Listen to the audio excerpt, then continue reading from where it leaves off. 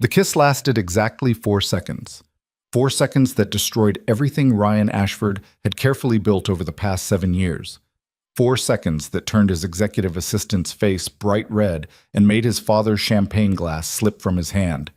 4 seconds that convinced absolutely no one in that marble-floored office that this was real. But Ryan didn't let go. He couldn't. Because the alternative, marrying the ice-cold heiress his father had chosen, felt like a death sentence. So he held Elena Cruz against him, felt her heart hammering through her cheap blazer, and silently begged her not to run. Before we dive into this messy, complicated story, hit that like button and drop a comment telling me what city you're watching from. I want to see how far this tale travels. Now, let's get into the chaos. Ryan Ashford's Tuesday started the way every Tuesday started for the past 7 years, badly. His daughter Maya refused to eat breakfast. Again. She sat at the kitchen island in their penthouse, pushing scrambled eggs around her plate, while their housekeeper Mrs. Chen hovered nervously nearby. Maya was 8 years old, small for her age, with dark curls that constantly fell into her eyes no matter how many clips they used. "You need to eat something," Ryan said, trying to keep his voice level. He was already running late for a meeting that would determine whether his company acquired a telecommunications firm or lost it to a competitor. "Just a few bites." "I'm not hungry." Maya's voice was barely audible. "You said that yesterday, and the day before." So, Ryan felt the familiar tightness in his chest. The pediatrician had said it was anxiety, normal for a child who'd lost her mother at age 1. Normal didn't make it easier to watch his daughter shrink into herself a little more each month. Mrs. Chen gave him a sympathetic look that made him want to throw something. He didn't need sympathy. He needed solutions. He needed his daughter to be okay. He needed time to stop moving so goddamn fast. "Fine," Ryan grabbed his briefcase. "But you're eating lunch. No arguments." Maya didn't respond. She was staring out the floor-to-ceiling windows at the Manhattan skyline, lost in whatever thoughts occupied an 8-year-old's mind at 7 in the morning. Ryan kissed the top of her head and left before the guilt could pin him to the floor. The Ashford Tower occupied 43 floors in Midtown Manhattan. Ryan's office was on the top floor, all glass and steel and strategic emptiness. He'd fired the interior designer who wanted to make it warm and inviting. Warm and inviting was for people who had time for feelings. His assistant had quit 2 weeks ago. The one before that lasted 3 months. Ryan knew he was difficult to work for. He didn't care. If they couldn't handle the pressure, they shouldn't have applied. Which brought him to the woman currently sitting in his waiting area. Elena Cruz wore a navy blazer that had seen better days and carried a worn leather portfolio that probably cost less than his morning coffee. She sat with her spine straight, hands folded in her lap, looking like she was preparing for battle rather than a job interview. Ryan's head of HR, Patricia, hovered near his desk. "She's overqualified for an assistant position, master's from Columbia, speaks 4 languages, but she specifically requested this role." "Why?" Ryan didn't look up from his phone. "She didn't say." "Then ask her." Patricia sighed. "I did. She said she needed stable hours and health insurance." That made Ryan pause. People didn't take massive pay cuts and waste advanced degrees for stable hours, unless something was wrong. Debt, probably. Or family issues? Maybe both. "Send her in?" Elena Cruz walked into his office like she owned it. Not with arrogance, with the quiet confidence of someone who'd fought too hard to get here to waste time on nervousness. "Mr. Ashford." She extended her hand. Her grip was firm. No ring, he noticed. Short nails. A small scar on her wrist that looked old. "Sit." She sat. Crossed her legs at the ankle. Met his eyes without flinching. Ryan flipped through her resume, though he'd already memorized it. "You have a master's in international business. You interned at the UN. You speak Spanish, French, Mandarin, and English. And you want to schedule my meetings and answer my phone calls." "Yes." "Why?" "Because I need a job that pays well and ends at 6 p.m. The honesty surprised him. Most people who sat in that chair fed him carefully rehearsed answers about passion and growth opportunities. "You're running from something," Ryan said. Elena's expression didn't change. "Everyone's running from something, Mr. Ashford. The question is whether I can do the job." The last assistant quit because I made her cry. Did you make her cry on purpose? No. Then we'll be fine. Ryan almost smiled. Almost. You start Monday. Don't be late. Elena stood, shook his hand again, and left without the gushing thank you speech he'd expected. The door clicked shut behind her. Patricia poked her head in. Well? She'll either quit in a week or last longer than anyone else. Which one are you hoping for? Ryan didn't answer. He wasn't sure himself. Elena started the following Monday at exactly 8 a.m. She brought her own coffee, took notes in a worn notebook instead of a tablet, and didn't ask a single unnecessary question. By noon, she'd reorganized his calendar, rescheduled 3 conflicting meetings, and somehow convinced a notoriously difficult client to move their presentation back 2 hours without making them angry. How did you do that? Ryan asked when she brought him lunch. Salad with grilled chicken, dressing on the side, exactly what he would have ordered. Do what? Get Harrison to reschedule. He once fired someone for asking him to wait 5 minutes. Elena set the salad on his desk. I told him you had a family emergency and asked if he'd mind being flexible just this once.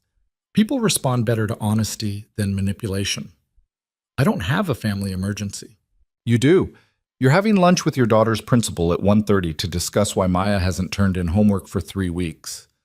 Ryan's hand froze halfway to his fork. How do you know that? Mrs. Chen called. She forwarded me the email from the school. I put it on your calendar. I didn't authorize you to talk to my housekeeper. Would you like me to tell her not to call anymore? The reasonable question made Ryan's irritation deflate. Maya's school issues had been spiraling for months. He'd been avoiding dealing with it because every conversation with teachers and counselors felt like someone pointing out what a terrible father he was. No, he said finally. That's fine. Elena nodded and turned to leave. Wait. Ryan wasn't sure why he called her back. The meeting with the principal. Can you? He stopped. What was he asking? For help? He didn't ask for help. Never mind. I can join you if you'd like, Elena said quietly. Take notes. Help you remember details for follow-up. Sometimes it's easier to have a second person there. Something in Ryan's chest loosened slightly. You'd do that? It's literally my job to support you, Mr. Ashford. That includes the parts that aren't about quarterly earnings. This time Ryan did smile. Small, brief, but real. Monday, Elena. You can call me Ryan. Not in front of other people. Why not? Because boundaries matter, and because the second people see me getting casual with you, half of them will assume I slept my way into this position. Ryan frowned. That's realistic, Elena finished. I've worked in enough corporate environments to know how this goes. I'm good at my job. I'd like to keep it. Professional distance helps. She left before he could argue. Ryan ate his salad and tried to remember the last time someone had been that straightforward with him. He couldn't. Quote. The meeting with Maya's principal went about as well as a root canal. Principal Hoffman was a thin woman with severe glasses who looked at Ryan like he was a particularly disappointing science project. Maya is a bright child, she said, which Ryan knew was code for, your daughter is struggling and it's your fault. But, Ryan prompted, but she's withdrawn. She doesn't participate in class. She sits alone at lunch, and her homework completion has dropped from 90% to less than 30% in the past 2 months. Ryan felt Elena taking notes beside him. She'd kept her promise, stayed quiet, professional, present, without being intrusive. What do you suggest? He asked. Family therapy? A tutor? More involvement at home? Hoffman folded her hands on her desk. Mr. Ashford, I understand you're busy. Don't. The word came out sharper than he intended. Don't tell me I'm too busy for my daughter. I'm here, aren't I? You are. But Maya needs more than meetings with school administrators. She needs a parent who's emotionally available, not just physically present. The words hit like a slap. Ryan stood abruptly. Thank you for your time. He walked out before Hoffman could respond. Elena followed, her heels clicking against the polished floor. They rode the elevator down in silence. Ryan's jaw ached from clenching it. She's not wrong, Elena said quietly as they stepped into the parking garage. Excuse me? Principal Hoffman, she's not wrong.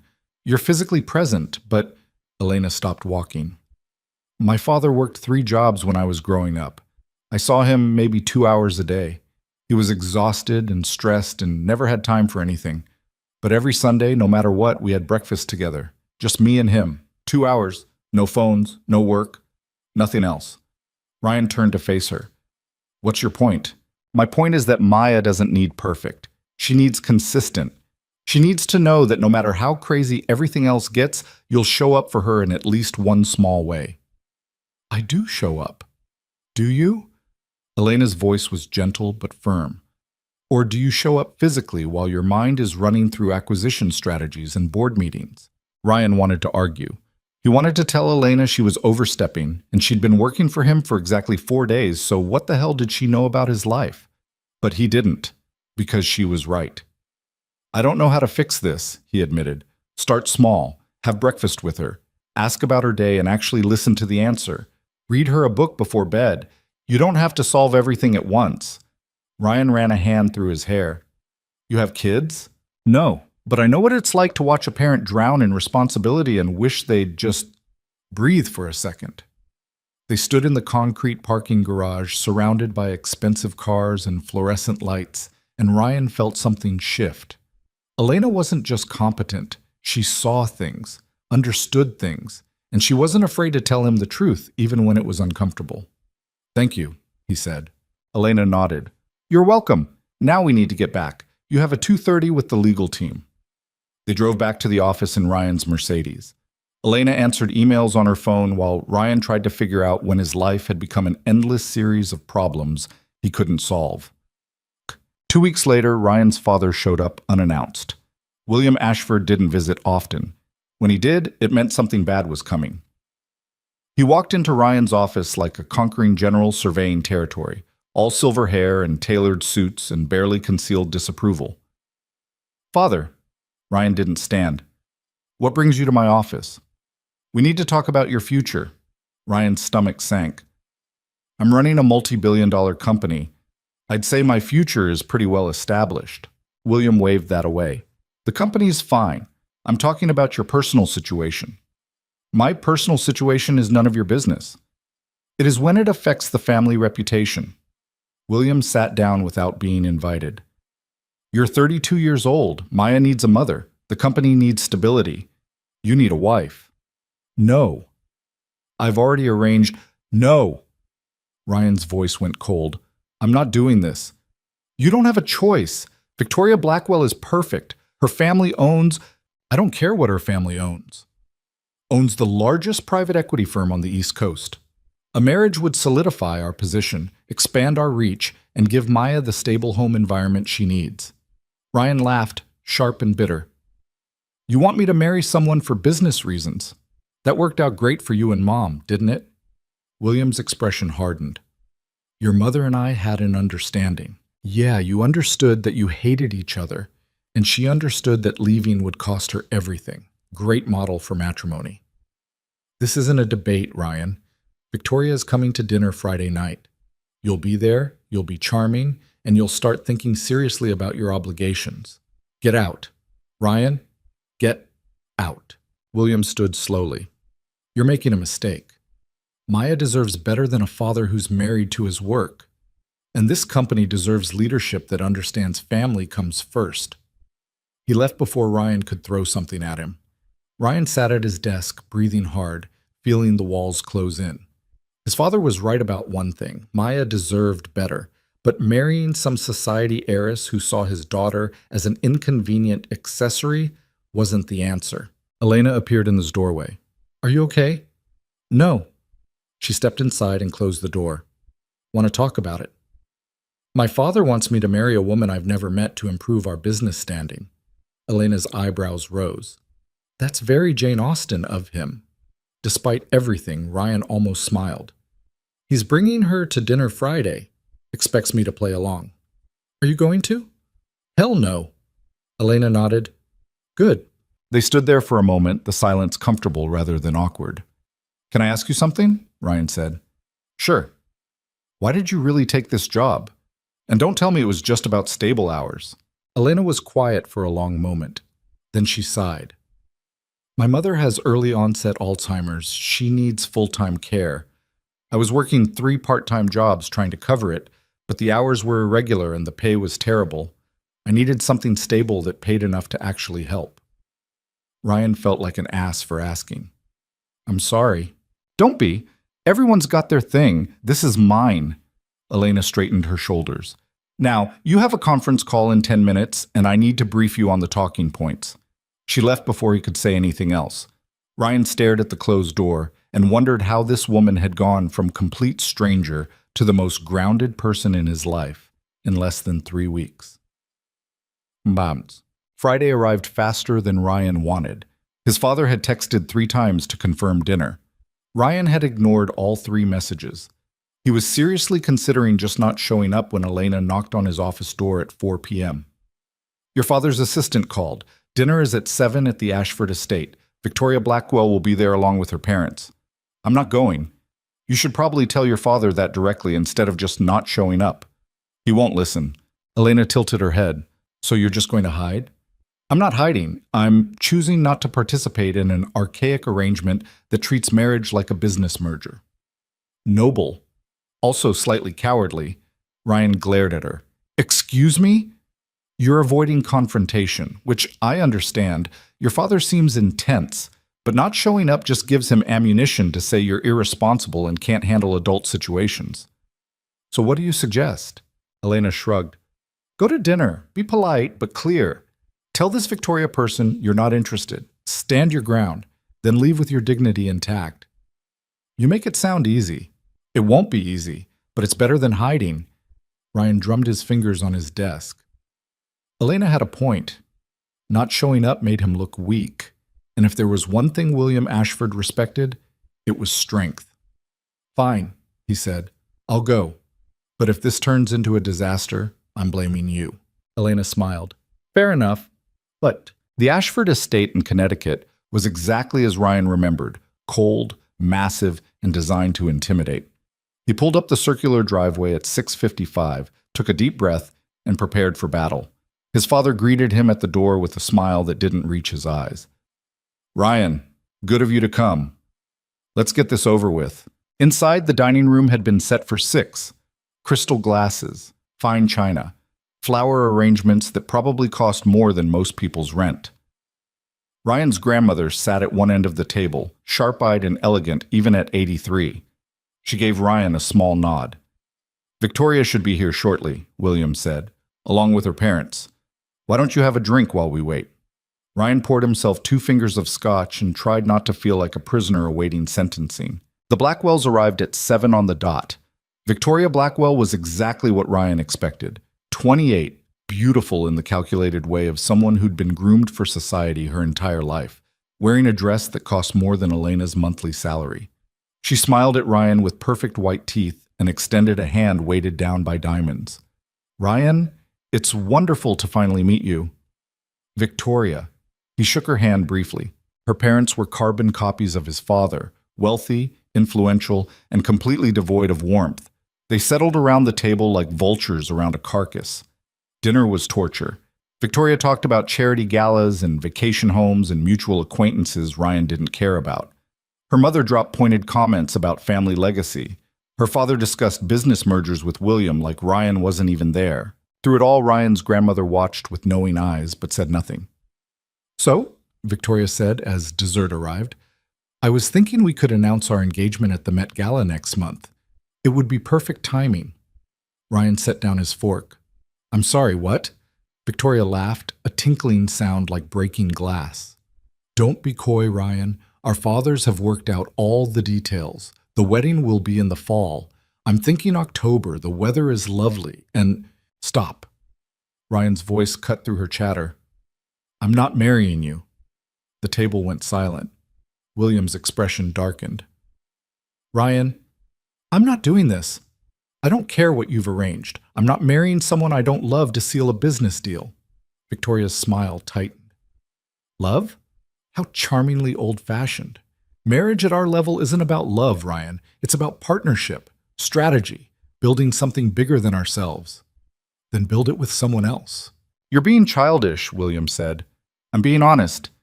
Victoria leaned forward. Let me be honest too. I don't need to love you. I need your name, your connections, and your cooperation. In return, you get my family's support and a mother for your daughter. It's a fair trade. Something in Ryan snapped. Maya isn't a line item in a business proposal. She's my daughter, and she deserves better than a stepmother who sees her as part of a transaction. He stood abruptly, his chair scraping against the floor. I'm leaving. If you walk out that door, William said quietly, there will be consequences. There always are. Ryan was halfway to the door when it swung open. Elena Cruz walked in. For a second, Ryan thought he was hallucinating, but no. That was definitely Elena, wearing the same navy blazer from her interview and looking completely out of place in the marble foyer. What are you doing here? Ryan asked. Elena's eyes darted to the dining room where 6 pairs of eyes stared at her. Your housekeeper called. She said Maya was asking for you and seemed upset. I was on my way to your penthouse to check on her when I realized you were here, and I thought maybe I should tell you in person instead of calling, and she stopped, took a breath. I'm sorry. I'm interrupting. Who is this? William demanded. Ryan's brain short-circuited. He looked at Elena, at his father, at Victoria's perfectly polished sneer, and he made the single worst decision of his life. He crossed the foyer in 3 strides, grabbed Elena's face in both hands, and kissed her. The kiss lasted 4 seconds. 4 seconds of blind panic and desperate hope, and Elena's sharp inhale against his mouth. When he pulled back, her eyes were huge and her face was flushed, and Ryan could practically feel his father's rage radiating across the room. This, Ryan said, turning to face the dining room with Elena still in his arms, is Elena Cruz, my girlfriend. The room exploded. Victoria's mother gasped. William's Scotch glass slipped from his hand and shattered on the marble floor. Victoria herself stood up so fast her chair tipped over. You're what? William's voice was deadly quiet. My girlfriend. Ryan kept his arm around Elena's waist. She was trembling. We've been seeing each other for 2 months. I was going to tell you, but honestly, it wasn't any of your business. Ryan, Elena whispered, what are you…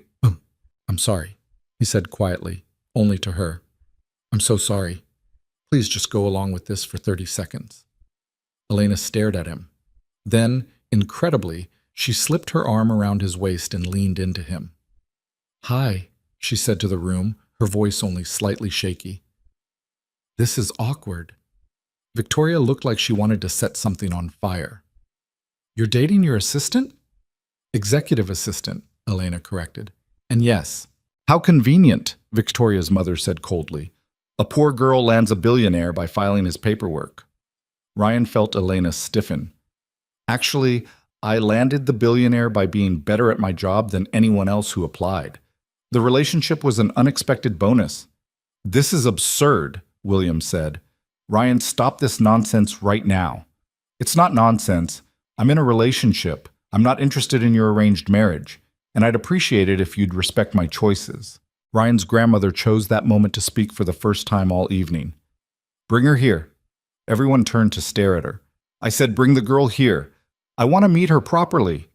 Ryan and Elena crossed to the table. Up close, his grandmother's eyes were sharp as knives. What's your name, dear? Elena Cruz, ma'am. And how long have you been seeing my grandson? Elena hesitated. Ryan squeezed her waist gently. 2 months, Elena said. It's still new. His grandmother studied them both. You love him? The question hung in the air like a bomb. Elena looked at Ryan. Something flickered across her face, panic maybe, or calculation. Then she turned back to his grandmother and smiled. I'm getting there. It was the perfect answer. Not too much, not too little. Just honest enough to be believable. Ryan's grandmother laughed, a sharp bark of sound. I like her. She's got spine. Lord knows this family needs more of that. Mother, William started. Oh, hush, William. Your arrangement is over. Ryan's made his choice. She turned to Victoria. You seem like a smart girl. I'm sure you'll find someone else to merge portfolios with. Victoria looked like she'd been slapped. Her parents were already standing, making excuses, gathering their things. Within 5 minutes, the Blackwells had swept out of the house in a cloud of expensive perfume and wounded pride. William rounded on Ryan. "We're not done talking about this." "Yeah, we are. That girl is completely inappropriate. That girl's name is Elena, and she's more appropriate than anyone you'd choose for me." "You're making a mistake." "Wouldn't be the first time." William stormed off. His grandmother gave Elena an approving nod and retired to her room. And just like that, Ryan and Elena were alone in the vast marble foyer. Elena pulled away from him. "What the hell was that?" "I'm sorry. I panicked. My father was pushing this arranged marriage, and you walked in, and I didn't think." "You didn't think?" Elena's voice rose. "You just told your entire family we're dating. You kissed me in front of them. What am I supposed to do now?" "I'll fix it. I'll tell them it was a mistake." "A mistake? Ryan, your father looked ready to murder someone. Your grandmother thinks we're in love. That Victoria woman." Elena stopped, pressed her hands to her face. "I need this job. I can't afford to get caught up in your family drama." "I know, and I'm sorry. I'll make it right. Just—" Ryan ran his hand through his hair. "Can you just pretend for one more night? My father's having a business dinner here tomorrow. If we sell this for just a few more hours, he'll back off, and I can end it cleanly after that." "You want me to fake date you?" "Just for tomorrow. One dinner, then we go back to being boss and assistant." Elena stared at him for a long moment. "This is insane." "I know. One dinner." "One dinner, I promise." "Fine, but you owe me. Big time. Whatever you want, name it." Elena pulled out her phone. "I need to check on your daughter. That's the real reason I came here, remember? Not to become part of your bizarre family theater." Guilt crashed over Ryan. "Is Maya okay?" "Mrs. Chen said she had a nightmare. She's fine now, but she was asking for you." Ryan closed his eyes. "I'm a terrible father." "You're a father who's trying. That counts for something." Elena headed for the door. "I'll see you tomorrow. Text me the details." She left before Ryan could thank her. He stood in the empty foyer, surrounded by his father's wealth and his own stupid decisions, and wondered how a simple lie had just complicated his entire life. The next morning, Ryan woke up to 17 missed calls from his father and a text from Elena. "What should I wear to this fake relationship dinner?" Ryan stared at the message. He'd expected her to back out, to quit, to tell him to go to hell. Instead, she was asking about clothes. He typed back, "Something nice, but comfortable. You'll be there for a few hours. Helpful. Thanks." Ryan smiled despite everything. He spent the day trying to focus on work and failing miserably.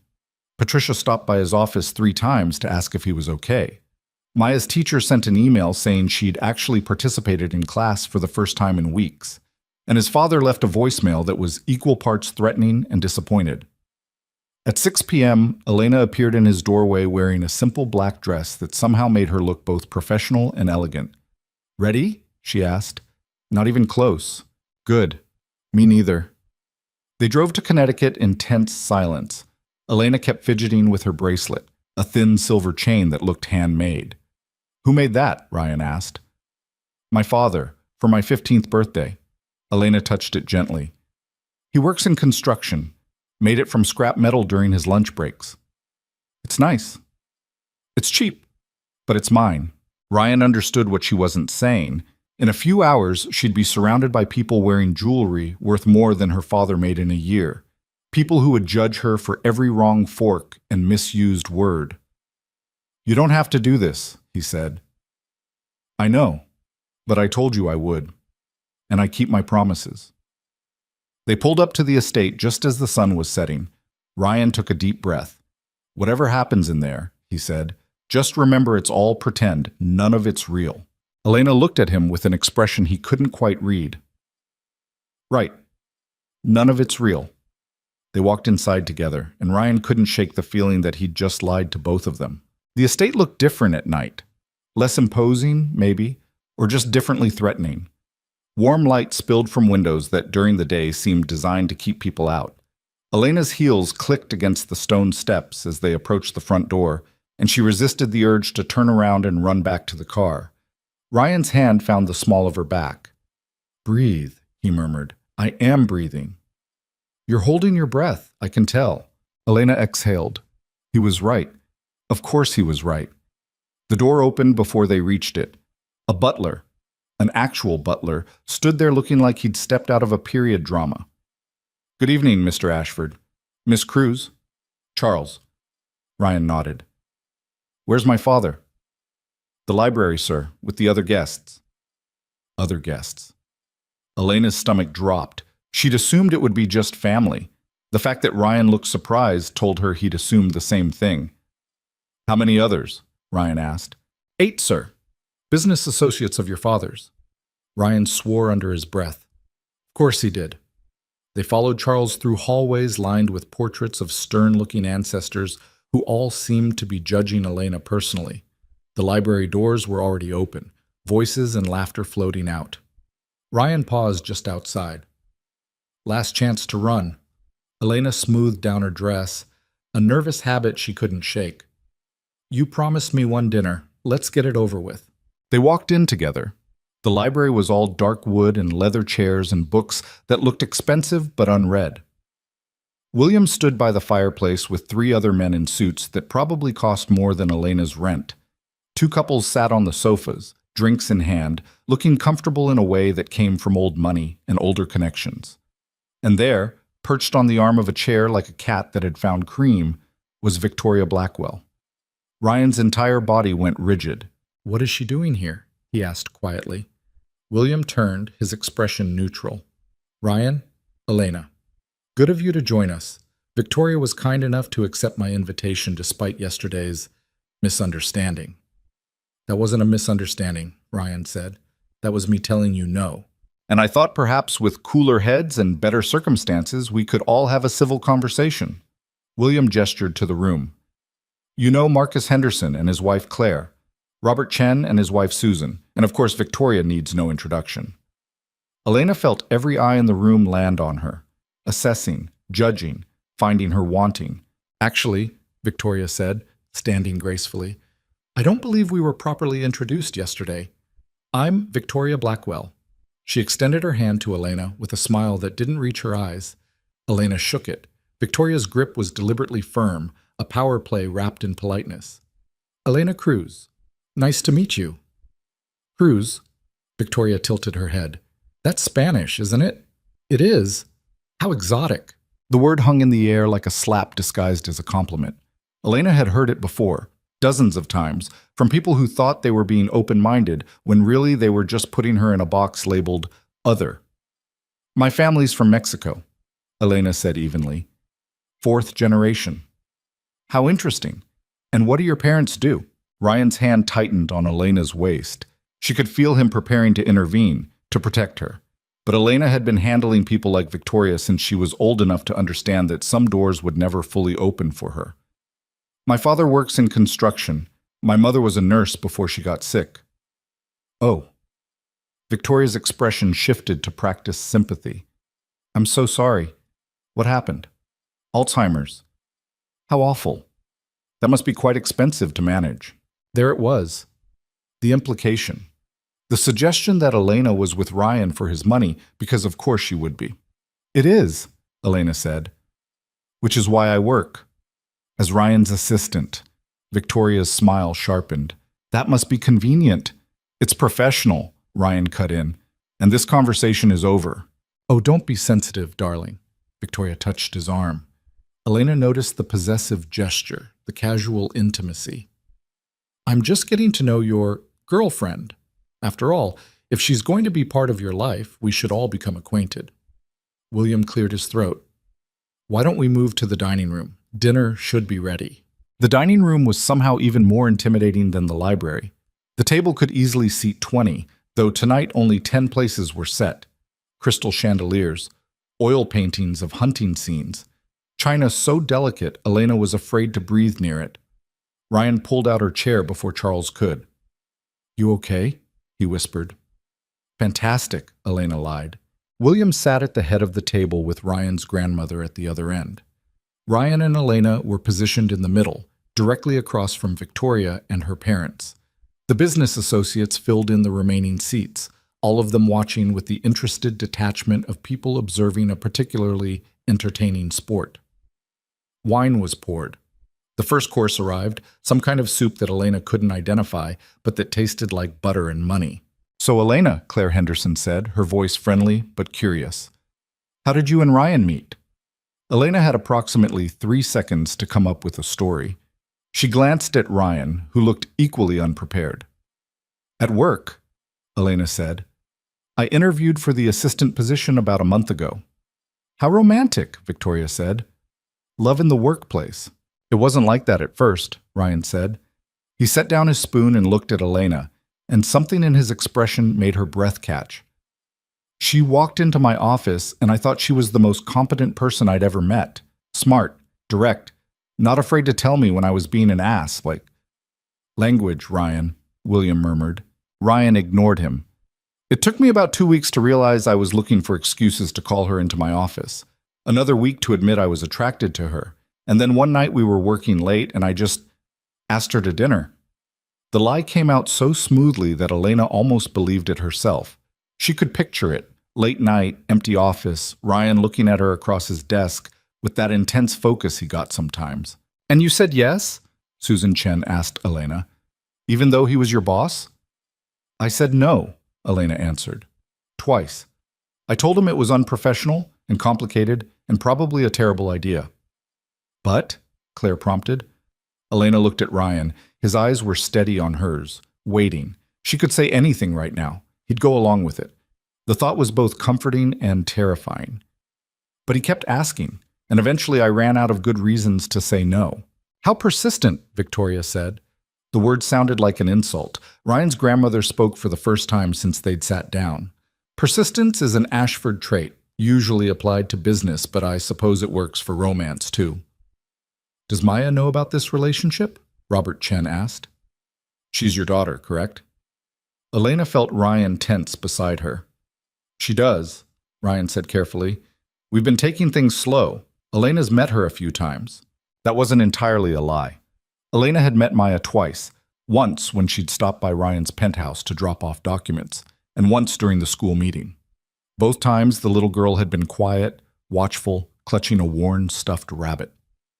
"And how does she feel about it?" Victoria's mother asked. "It must be difficult for a child to see her father with someone new, especially someone so different from her late mother." The comment was surgical in its cruelty. Elena watched Ryan's jaw clench.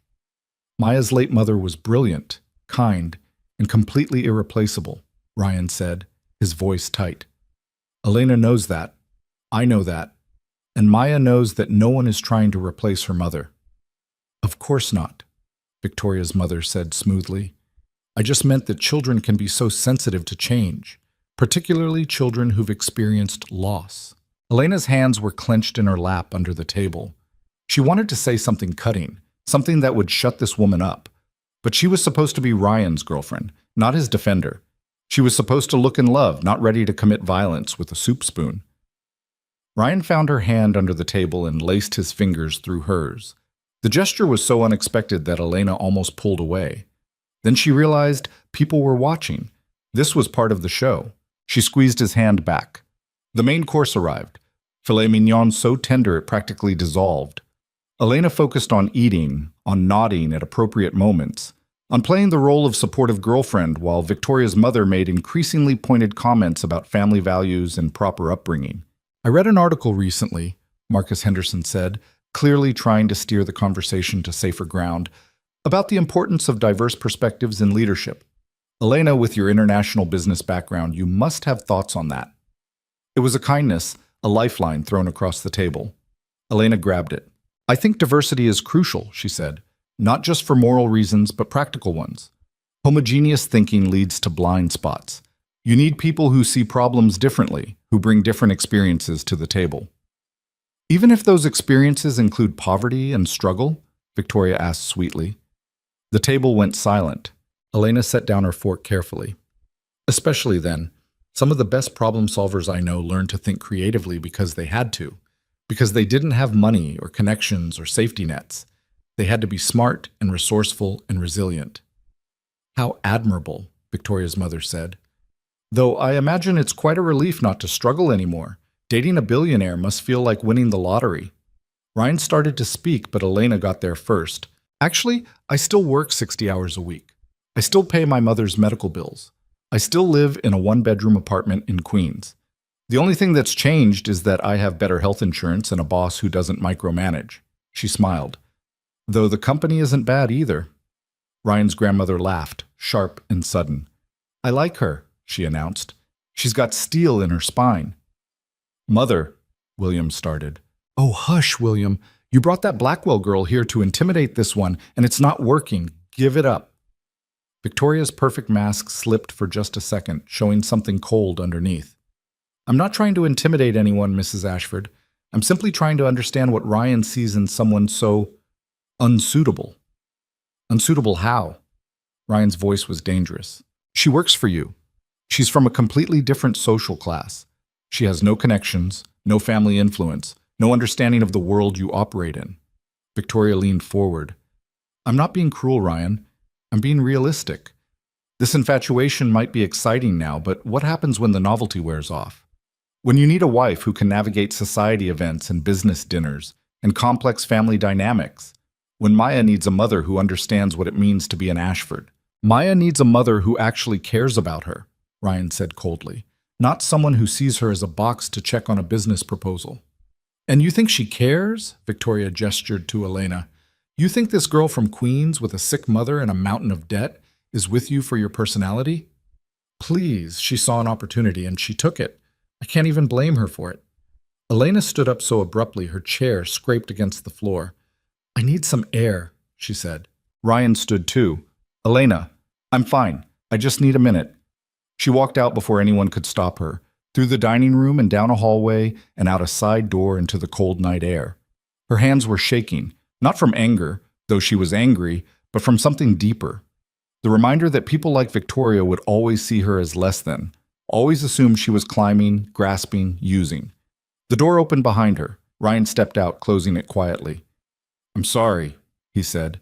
For what? You didn't say anything. For putting you in this situation. For not warning you my father would pull something like this. For not throwing Victoria out the second I saw her. Elena wrapped her arms around herself. She's not entirely wrong, you know. What? I am unsuitable. I don't know which fork to use for which course. I don't know anyone at your country club. I can't tell a Monet from a Manet. And yeah, I do have a sick mother and debt and all the messy stuff that people like her never have to worry about. Ryan moved closer. None of that makes you unsuitable. In her world it does. In your father's world it does. I don't care about their world. Elena laughed, a bitter sound. Yes, you do. You're Ryan Ashford. Your family built this empire. You went to the right schools, know the right people, sit on the right boards. You can pretend you don't care, but you do. You have to. You think I care more about impressing people like Victoria than about being with someone who actually makes me feel like a human being? The words hung between them in the cold air. We're not actually together, Elena said quietly. This is fake, remember? Tomorrow we go back to being boss and assistant, and you can forget this whole stupid idea. Ryan stared at her for a long moment. Then he shook his head. I can't go back in there. What? I can't sit through another hour of Victoria's comments and my father's manipulation and everyone judging you for not being born rich enough. I'm done. Ryan, you can't just leave your own family dinner. Watch me. He pulled out his phone and texted someone. 30 seconds later, Charles appeared at the door. Have my car brought around, Ryan said, and tell my father I had an emergency. Sir? Please, Charles. The butler hesitated, then nodded and disappeared back inside. Elena stared at Ryan. You're really leaving? We're really leaving. Unless you want to go back in there and endure more of Victoria's subtle warfare? Not even a little bit. Then let's go. They walked around to the front of the estate where Ryan's Mercedes was already waiting. He opened the passenger door for Elena, then got behind the wheel and drove away from the house without looking back. They were halfway to Manhattan before Elena spoke. Your father is going to kill you. Probably. Victoria looked ready to set me on fire. Definitely. This whole fake relationship thing is officially a disaster. Ryan glanced at her. Yeah, it really is. They drove in silence for a while. Then Elena noticed Ryan wasn't taking the exit toward her apartment in Queens. Where are we going? My place. We need to figure out what happens next. What happens next is we end this charade and I go back to being your assistant. We can't. Why not? Ryan's hands tightened on the steering wheel. Because my father saw us leave together. Victoria saw us leave together. If we suddenly break up tomorrow, it looks exactly like what Victoria said, that you were using me and bailed the second things got complicated. Elena hadn't thought of that. So what do? We keep it going. A few more weeks. Let it die down naturally. A few more weeks of pretending to date you. Yes. Ryan, that's insane. I know. But it's better than the alternative. Elena leaned her head against the window and watched Manhattan's lights blur past. This is the weirdest job I've ever had. Despite everything, Ryan laughed. They pulled up to his building 40 minutes later. The doorman greeted Ryan by name and didn't even blink at Elena's presence. They rode the elevator up to the penthouse in silence. Ryan's apartment was enormous. Floor-to-ceiling windows, minimalist furniture, art on the walls that Elena recognized from auction catalogs. It was beautiful and cold and looked like nobody actually lived there. Maya's asleep, Ryan said, checking his phone. Mrs. Chen says she went down an hour ago. Does Mrs. Chen know about our fake relationship? No, and she can't. She'd tell Maya and… Ryan stopped. We need to talk about Maya. What about her? If we're keeping this going, she's going to find out. Kids pick up on things, and she already likes you. Elena remembered the little girl's shy smile during the school meeting. She barely knows me. She knows you brought me to her school. She knows you convinced me to actually listen instead of just showing up. That matters to her. Ryan, I'm not asking you to be her mother. I'm just asking you to be present. When you're here, if you're here, just be yourself. Elena walked to the windows and looked out at the city. Somewhere down there was her apartment, her mother in the care facility, her real life. This penthouse and its problems felt like something from a different planet. I don't know how to do this, she admitted. Do what? Pretend to be someone I'm not. Your girlfriend. Someone who belongs in this world. Ryan came to stand beside her. Then don't pretend. Just be Elena, the woman who tells me when I'm being an idiot. The woman who walked into that dining room and didn't back down even when Victoria was doing her best to tear you apart. I wanted to throw soup at her. I wanted to throw the whole table. They stood there together, looking out at the city, and for a moment it felt almost real, like they actually were a couple dealing with difficult family dynamics instead of two people trapped in an increasingly complicated lie. I should go home, Elena said. It's late. Stay here. Guest room's down the hall. Ryan, I'm not making a move. I'm being practical. It's after midnight, you're exhausted, and I have a perfectly good guest room. Elena was too tired to argue. Fine, but I need to leave early. I have to check on my mom before work. I'll drive you. You don't have to… Elena, let me drive you. She nodded. Ryan showed her to a guest room that was bigger than her entire apartment. Luxury sheets, attached bathroom, a view that probably cost more per month than she made in a year. There's clothes in the closet if you need anything, Ryan said. They were Sarah's, my wife's. She was about your size. The offer made Elena uncomfortable. I'm fine with what I have. Okay, sleep well. He started to leave, then paused in the doorway. Thank you. For tonight. For dealing with Victoria and my father and all of it. You're paying me. Not enough. After he left, Elena sat on the edge of the impossibly soft bed and tried to process what had just happened. She'd walked into a billionaire family dinner as a fake girlfriend and walked out feeling like… what? She didn't even know. Her phone buzzed. A text from her brother Carlos. Mama's asking for you. She had a good day? Elena typed back. I'll visit tomorrow. Promise. She set her phone aside and lay down, staring at the ceiling. Somewhere in this enormous apartment, Ryan was probably doing the same thing. Both of them trapped in a lie that was getting more complicated by the hour. Elena closed her eyes and tried not to think about the way Ryan's hand had felt in hers under that dining table. Tried not to think about the way he'd defended her to Victoria. Tried not to think about the fact that for a few moments tonight, sitting beside him, she'd almost forgotten they were pretending. She fell asleep, still trying. Somewhere around 3 a.m., Elena woke to the sound of quiet crying. For a second, she thought she'd imagined it. Then she heard it again, soft, muffled, coming from somewhere down the hall. She got up and followed the sound to a partially open door. Inside, curled up in a bed shaped like a princess castle, Maya was crying into her stuffed rabbit. Elena knocked softly. "Maya, are you okay?" The little girl's head whipped around. Her face was blotchy and wet. "I had a bad dream," Maya whispered. "Want to talk about it?" Maya shook her head. Elena stepped into the room, keeping her distance. "I get bad dreams sometimes, too. They're the worst." "You do?" "Yeah. Sometimes I dream about things that happened a long time ago.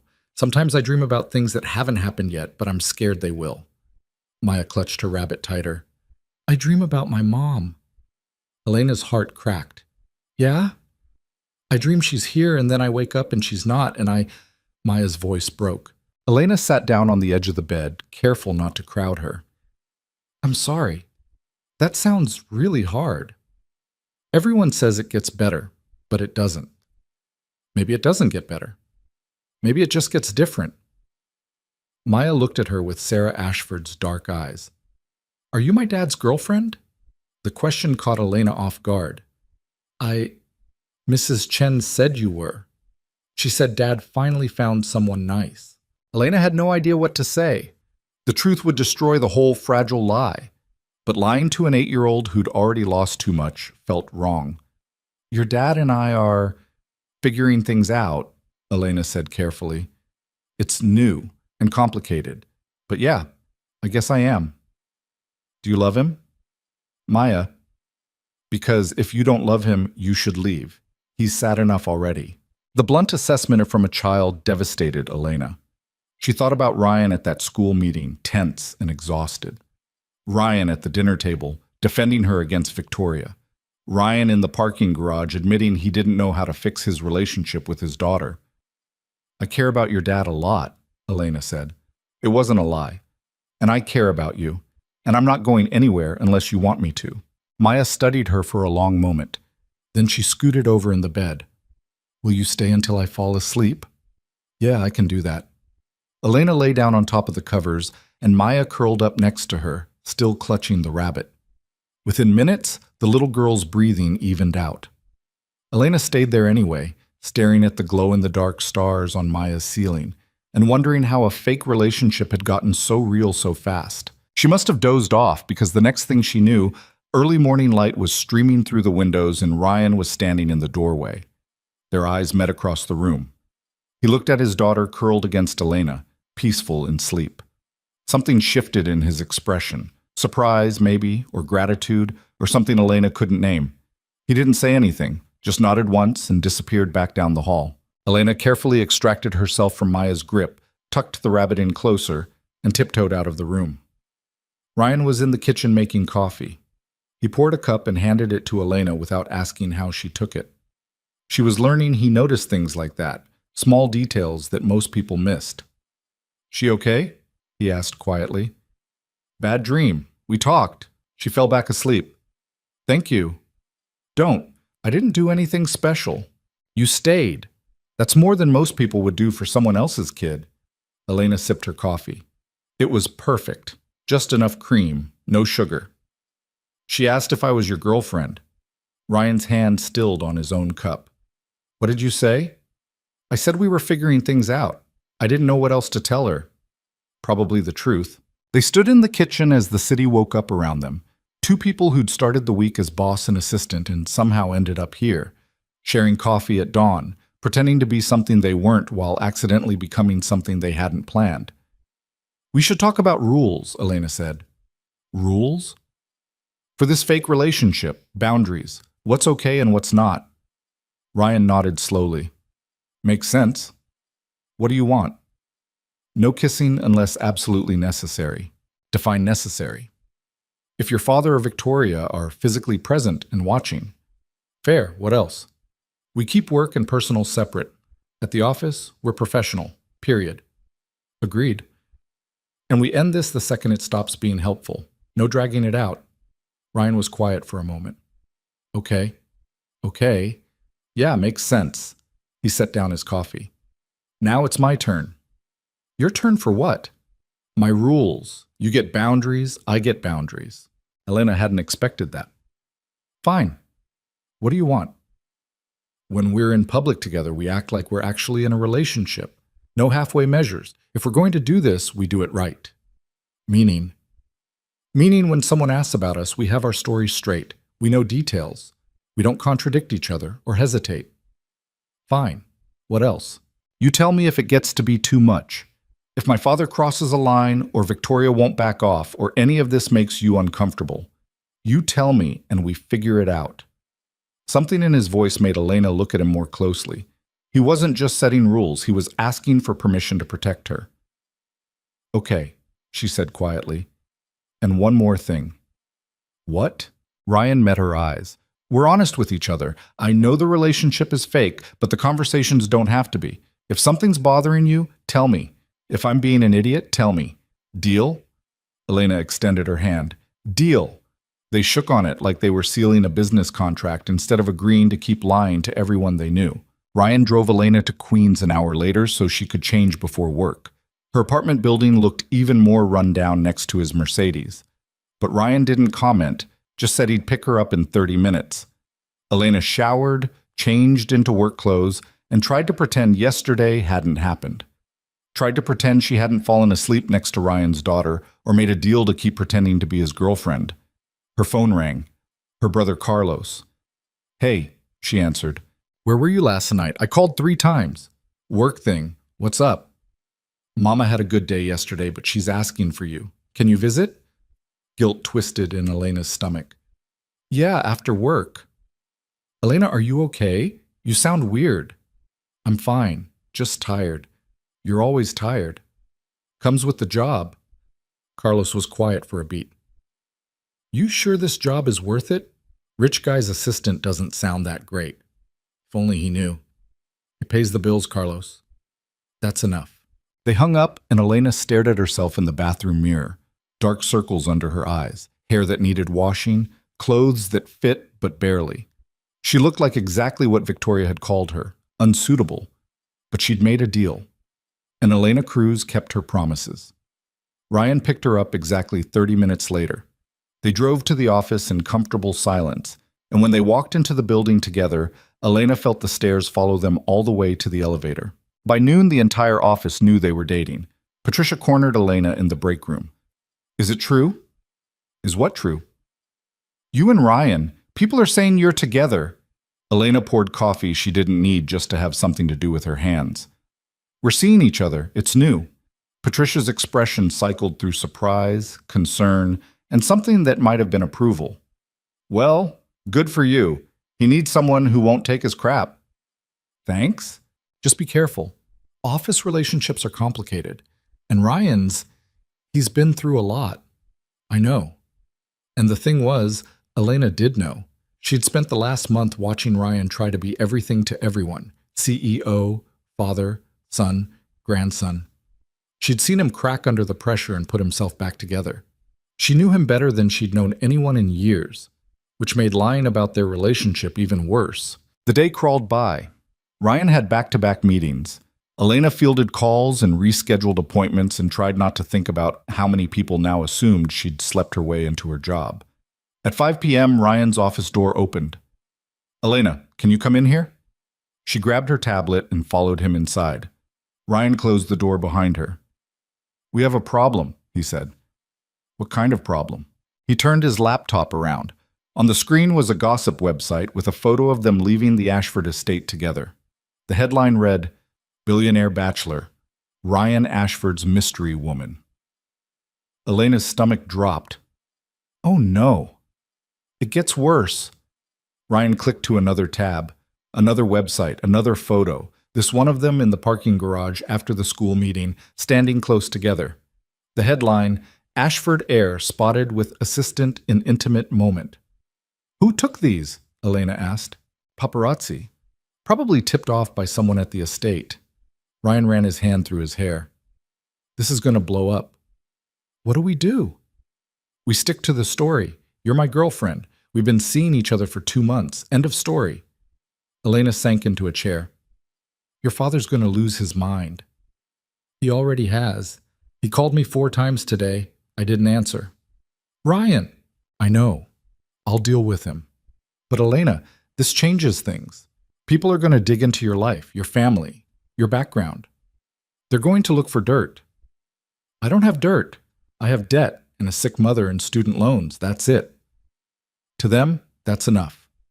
Ryan knelt in front of her chair. If this gets to be too much, we end it. I mean it. I'm not letting you get destroyed by tabloids for a fake relationship. Elena looked at him. Really looked. His eyes were tired but determined. His jaw was set in that stubborn way she'd learned meant he wouldn't back down. One condition, she said. What? We tell Maya the truth, eventually. Not now, but before this gets too big. I won't lie to that little girl about something this important. Ryan hesitated, then nodded. Okay, when the time is right. They sat there in his office as the sun set over Manhattan, two people who'd stumbled into the messiest situation of their lives and couldn't find a way out.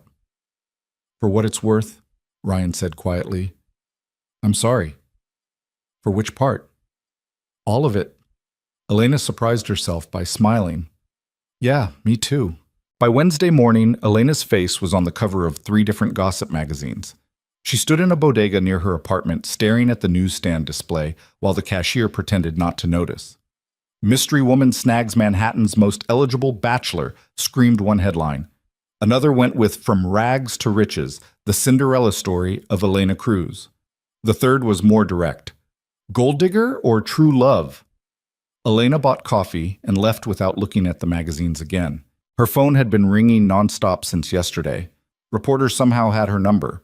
Old classmates she hadn't spoken to in years suddenly wanted to reconnect. Her brother Carlos had called 6 times asking what the hell was going on. She'd ignored all of them, except Carlos, and that conversation had been a disaster. You're dating a billionaire? He'd shouted. And you didn't think to mention it? It's complicated. Complicated? Elena, there are photographers outside Mama's care facility. They're asking the nurses about our family, about Dad's construction business, about your student loans. This is insane. I know. I'm sorry. Are you actually with this guy, or is this some kind of scam? The question had hurt more than it should have. I'm actually with him. The lie tasted like ash in her mouth. Now, walking into the Ashford Tower, Elena felt every eye track her movement across the lobby. Whispers followed her to the elevator. Someone took a photo with their phone, not even trying to hide it. Patricia was waiting when the elevator doors opened on the executive floor. Conference room, now. What's wrong? Your boyfriend's father showed up 10 minutes ago. He's not happy. Elena's stomach dropped. Where's Ryan? Already in there. With William. And legal. Legal. That couldn't be good. Elena followed Patricia to the glass-walled conference room where Ryan sat across from his father and 2 lawyers she didn't recognize. Ryan's expression was carved from stone. Ah, William said when Elena entered. The woman of the hour. Father, don't. Don't what? Don't acknowledge that your little stunt has turned into a media circus? William gestured to one of the lawyers, who slid a folder across the table. These are the stories that ran in the last 24 hours. 16 major publications, countless blogs and social media posts, all speculating about your relationship and questioning whether Elena is qualified for her position. Elena sat down next to Ryan. I am qualified. Your qualifications aren't in question. Your motives are. My motives are to do my job. William smiled, cold and calculated. Then you won't mind signing this. The second lawyer pushed a document toward her. Elena scanned the first page and felt her blood go cold. A non-disclosure agreement? She looked at Ryan. Are you serious? I didn't know about this, Ryan said tightly. It's standard procedure, William said. You'll agree not to discuss Ryan's personal life, business dealings, or family matters with any media outlet, publication, or third party. You'll also agree to return any gifts or financial compensation received during the course of your relationship should it end. Elena stared at the document. You think I'm going to sell stories about Ryan? I think you're a smart young woman who understands the value of information. This protects everyone. It protects you, Elena corrected. It makes me look like exactly what people are already saying I am, someone who's only here for money. Then you shouldn't have a problem signing it. Ryan stood abruptly. She's not signing anything. Ryan, no, this is insulting and manipulative, and I'm done. He looked at Elena. Let's go. If she doesn't sign, one of the lawyers said, we'll be forced to consider other options. Like what? Ryan's voice was dangerous. Firing her? Go ahead, try it. I'll have this company tied up in wrongful termination lawsuits so fast you won't know what hit you. William's expression darkened. You're letting your emotions cloud your judgment. My emotions are the only thing keeping me from throwing you out of this building. Father and son stared at each other across the conference table. The lawyers shifted uncomfortably. Finally, William stood. You're making a mistake. This girl is going to destroy everything you've built. Get out! William left with the lawyers trailing behind him like remoras following a shark. Ryan waited until the door closed, then slumped into his chair. I'm sorry. Stop apologizing, Elena said. This isn't your fault. It is. I started this. I kissed you at that dinner, and now we're both paying for it. Elena looked at the NDA still sitting on the table. He's going to keep pushing. I know. And eventually something's going to break. I know that too. They sat in silence for a moment. Through the glass walls, Elena could see office workers pretending not to stare. I need to tell you something, Ryan said quietly. What? Victoria called me this morning. She wants to meet. Elena's stomach tightened. Why? She said she wants to clear the air, have a civilized conversation without my father orchestrating everything. That's a trap. Probably. So you're not going? Ryan hesitated. I think I have to. If I don't, she'll just escalate. At least if I meet with her, I can control the narrative. You want me there? Elena wasn't sure if she wanted him to say yes or no. She specifically asked to meet with both of us. Definitely a trap. Yeah, see, Ryan ran his hand through his hair. But refusing makes us look like we're hiding something. Like we're not confident in our relationship. Our relationship. The fake one that felt less fake every day. When? Elena asked. Friday. Lunch at the plaza. Of course it's the plaza. Despite everything, Ryan almost smiled. We don't have to go. Yes, we do. Because you're right. Refusing makes us look weak. Elena stood. So we go. We have lunch with your psychotic ex-almost fiancé. We smile and play the happy couple. And then we leave. You make it sound so simple. It's not simple, but it's survivable. Ryan looked at her with an expression Elena couldn't quite read. How are you so calm about all of this? I'm not calm. I'm terrified. But I grew up watching my mother handle things that would break most people. She taught me that you can be scared and still move forward. I'd like to meet her someday. The casual comment hit Elena harder than expected. Meeting parents was something real couples did, not fake ones. Maybe, she said carefully. We'll see. The rest of the week passed in a blur of suspicious looks and whispered conversations. Elena kept her head down and did her job. Ryan had meeting after meeting, each one more tense than the last. His father was clearly working behind the scenes to undermine their relationship. Thursday night, Elena stayed late finishing a presentation for Ryan's Monday morning board meeting. She was so focused on the spreadsheets that she didn't notice Ryan standing in her doorway until he spoke. You're still here. Elena jumped. Jesus, you scared me. Sorry. He came into the office. It's almost 9. Go home. I need to finish this. It can wait. It really can't. The board meeting is in 4 days and the numbers aren't aligning. Ryan peered at her screen. What's wrong with them? The third quarter projections are off by about 15 million. Either someone made a data entry error or we're missing revenue from somewhere. Let me see. For the next hour, they sat side by side going through spreadsheets and financial reports.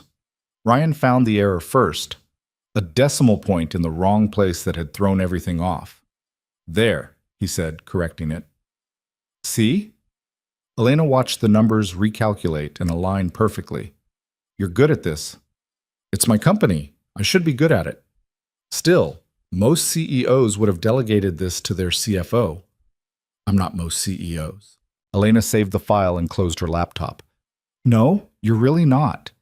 They were sitting close enough that Elena could smell his cologne, something expensive but not overwhelming. Close enough that she noticed the small scar above his left eyebrow that she'd never asked about. "How'd you get that?" She gestured to the scar. Ryan touched it reflexively. "Fell off my bike when I was 7. Needed 6 stitches. My father said crying about it was weak, so I learned to stop crying." "That's terrible." "That's William Ashford." "Is that why you're so determined to be different with Maya?" Ryan was quiet for a moment. "I don't want her to grow up thinking emotions are weaknesses, or that asking for help makes you less than. I don't want her to be like me." "You're not weak."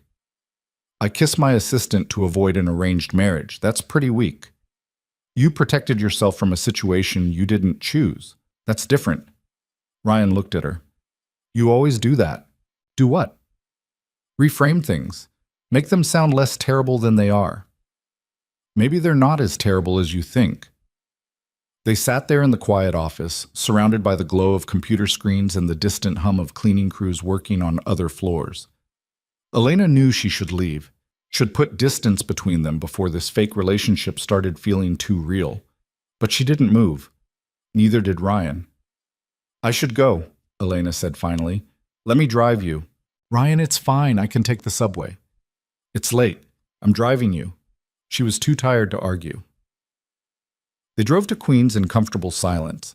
Ryan pulled up in front of Elena's building and put the car in park but didn't turn off the engine. "Thank you," Elena said, "for everything this week. I know it's been a disaster." "You held your own against my father. That's not easy." "I've dealt with worse." Ryan turned to face her. "Tomorrow. At the plaza. Whatever Victoria says, whatever she tries to pull, we're a united front, okay?" "Okay." "I'm serious, Elena. She's going to try to get under your skin, try to make you doubt yourself. Don't let her." "I won't." "Promise?" Elena extended her pinky finger. Ryan stared at it. "Are you serious?" "Completely. Pinky promises are binding." Despite everything, Ryan laughed and linked his pinky with hers. "You're ridiculous. You kissed your assistant to avoid your father's matchmaking. We're both ridiculous." They sat there with their pinkies linked, and for just a moment, Elena forgot this was all pretend. Friday morning arrived too fast. Elena changed outfits 4 times before settling on a simple black dress and the blazer she'd worn to her interview. Professional but not trying too hard. Confident but not showy. She looked in the mirror and barely recognized herself. Her phone rang. Carlos. "I can't talk," she said immediately. "I'm heading to a meeting." "With the billionaire?" "With his ex." "Elena, what the hell is going on? Dad saw the magazines. He's asking questions I can't answer." Guilt twisted in Elena's chest. She'd been so focused on managing the chaos with Ryan that she'd forgotten about her own family. "Tell Dad I'm fine. Tell him I'm happy. Tell him—" She stopped. "Tell him I know what I'm doing." "Do you?" "I have to go." She hung up before Carlos could argue. Ryan picked her up at 11:30.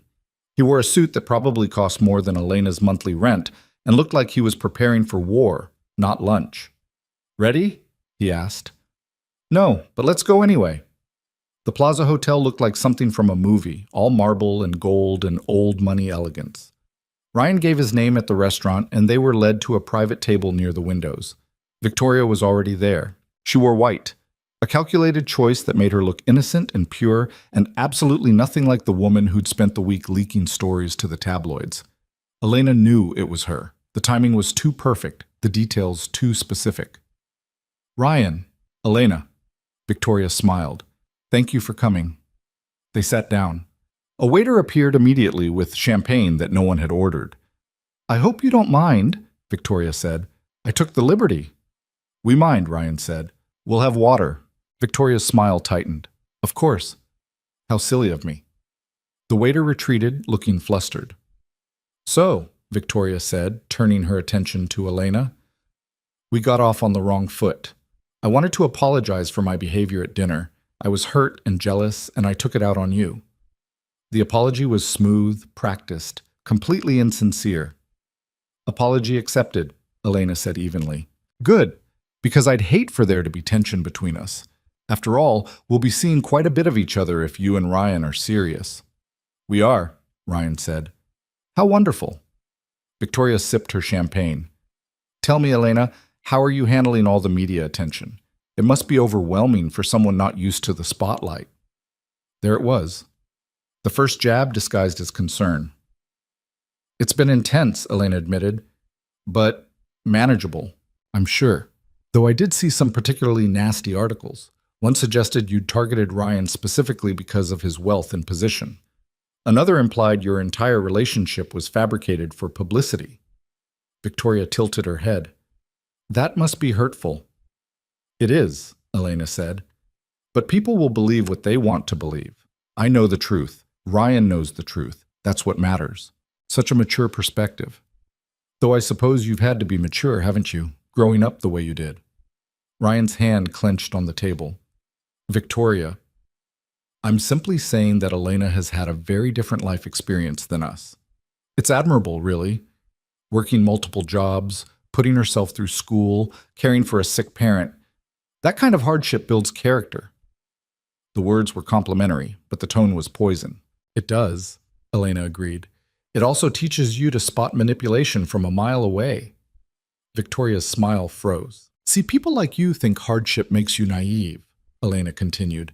That if you just say the right words in the right tone, people like me will accept the insult buried inside the compliment. But I've been dealing with people like you my entire life. Teachers who didn't think I belonged in advanced classes. Professors who assumed I only got in through affirmative action. Employers who questioned my credentials because my last name is Cruz. She leaned forward slightly. So when you sit here and try to make me feel small by pointing out my background, all you're doing is showing me exactly who you are. The table went silent. Victoria recovered quickly. I apologize if I offended you. That wasn't my intent. Yes, it was, Elena said calmly, but I appreciate the attempt at backtracking. Ryan was staring at Elena with something like awe. Victoria set down her champagne glass carefully. You know what, Elena?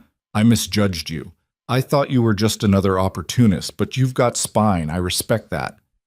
I don't need your respect. No, but you might need my advice. Victoria looked at Ryan. May I be honest with you both? Have you been dishonest so far? Ryan asked dryly. Fair point. Victoria folded her hands on the table. Here's the truth. My father and William have been business partners for 20 years. They want our families united through marriage because it makes financial sense. But I don't want to marry someone who doesn't love me, Ryan. I never did. Then why agree to the arrangement? Ryan asked.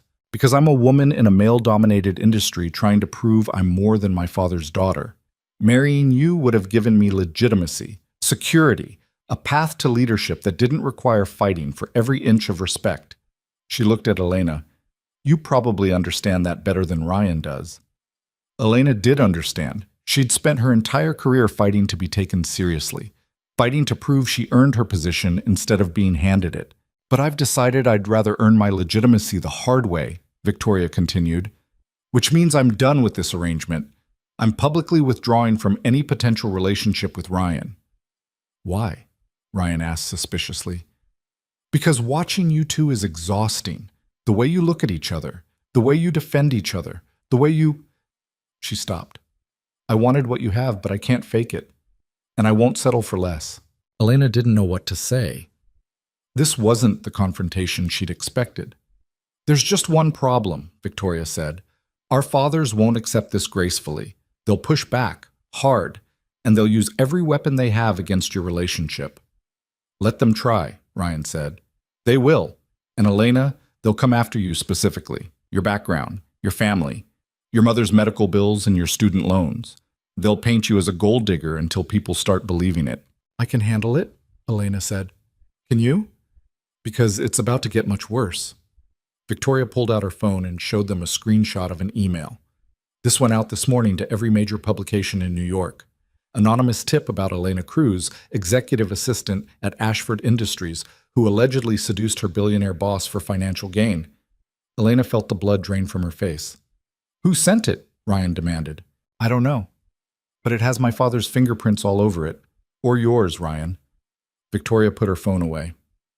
I wanted to warn you. The story breaks tomorrow morning. You have about 12 hours to get ahead of it. Ryan stood abruptly. We need to go. Ryan, wait. Victoria stood too. I'm sorry. I know you don't believe me, but I am. I never wanted this to turn into a war.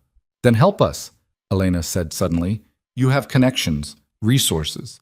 If you really want out of this arrangement, help us prove the story is false. Victoria studied Elena for a long moment. Then she nodded slowly. I'll see what I can do. But Elena, you need to understand something. My father and William don't play fair. They'll destroy you if they think it serves their interests. Then it's a good thing I don't break easily. They left the plaza in silence. Outside, photographers were waiting, cameras flashed, questions were shouted. Ryan pulled Elena close and navigated through the crowd without saying a word. Once they were in his car, Ryan slammed his hands against the steering wheel. This is out of control, so we get ahead of it. How? The story's already out there. Then we tell our side first. Elena pulled out her phone. You said we needed to sell this relationship, so let's sell it. Really sell it. What are you suggesting? An interview with a major publication. We control the narrative, tell our story the way we want it told. Ryan stared at her. That's actually not a bad idea. I have them occasionally. Who would we talk to? Someone reputable. Someone who won't just run with the gold digger angle. Elena scrolled through her contacts. I know a journalist from Colombia. She writes for the Times. If we give her an exclusive, she might run it fair. Set it up. Elena made the call. By the time they got back to Ryan's office, the interview was scheduled for Sunday. That gave them 2 days to get their story straight. They spent Saturday at Ryan's penthouse, building a timeline of their fake relationship, where they had their first date, what they talked about. When they first kissed for real instead of in front of Ryan's father, Maya was at a friend's house, which meant they could work without interruption. But it also meant they were alone together for hours, sitting close on the couch, inventing memories that didn't exist. Our first date was at that Italian place near your office, Ryan said, typing on his laptop. What did you order? I don't know. What do I like? You like pasta. Something with mushrooms. Elena blinked. How do you know that? You always order the mushroom ravioli when we work late. The fact that he'd noticed made something warm bloom in Elena's chest. They kept working, built out their story, made it detailed and believable and almost real. Around 6 p.m., Ryan ordered food.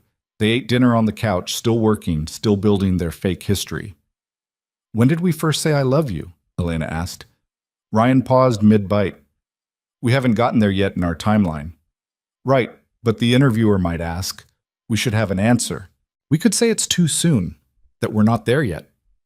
Or we could say it was recent, casual, not a big plan moment. Ryan set down his fork. When would it have happened? Elena thought about it.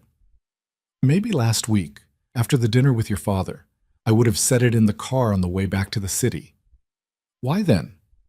Because you stood up for me. Because you chose me over the life your father wanted for you. Because... She stopped. Because it would have felt real in that moment. Ryan was very quiet. Then he said, I would have said it back. Yeah? Yeah.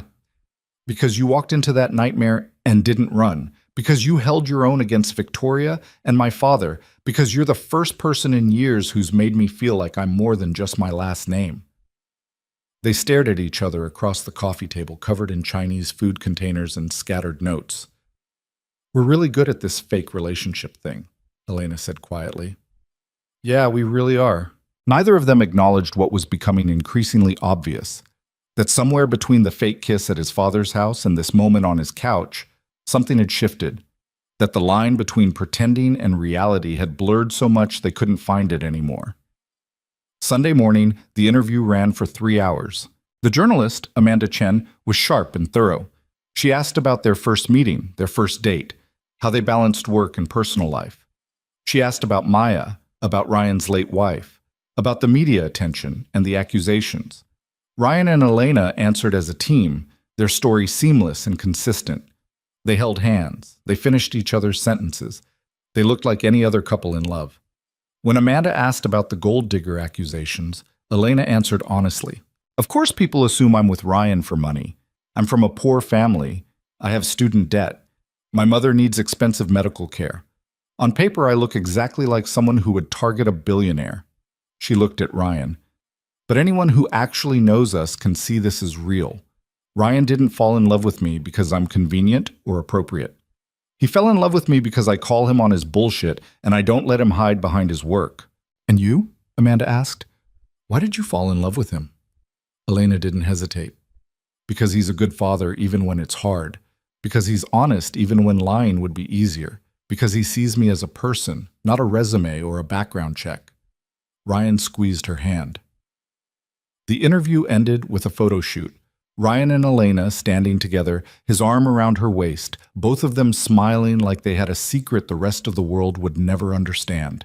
After Amanda left, they sat in Ryan's living room in exhausted silence. That was intense, Elena said.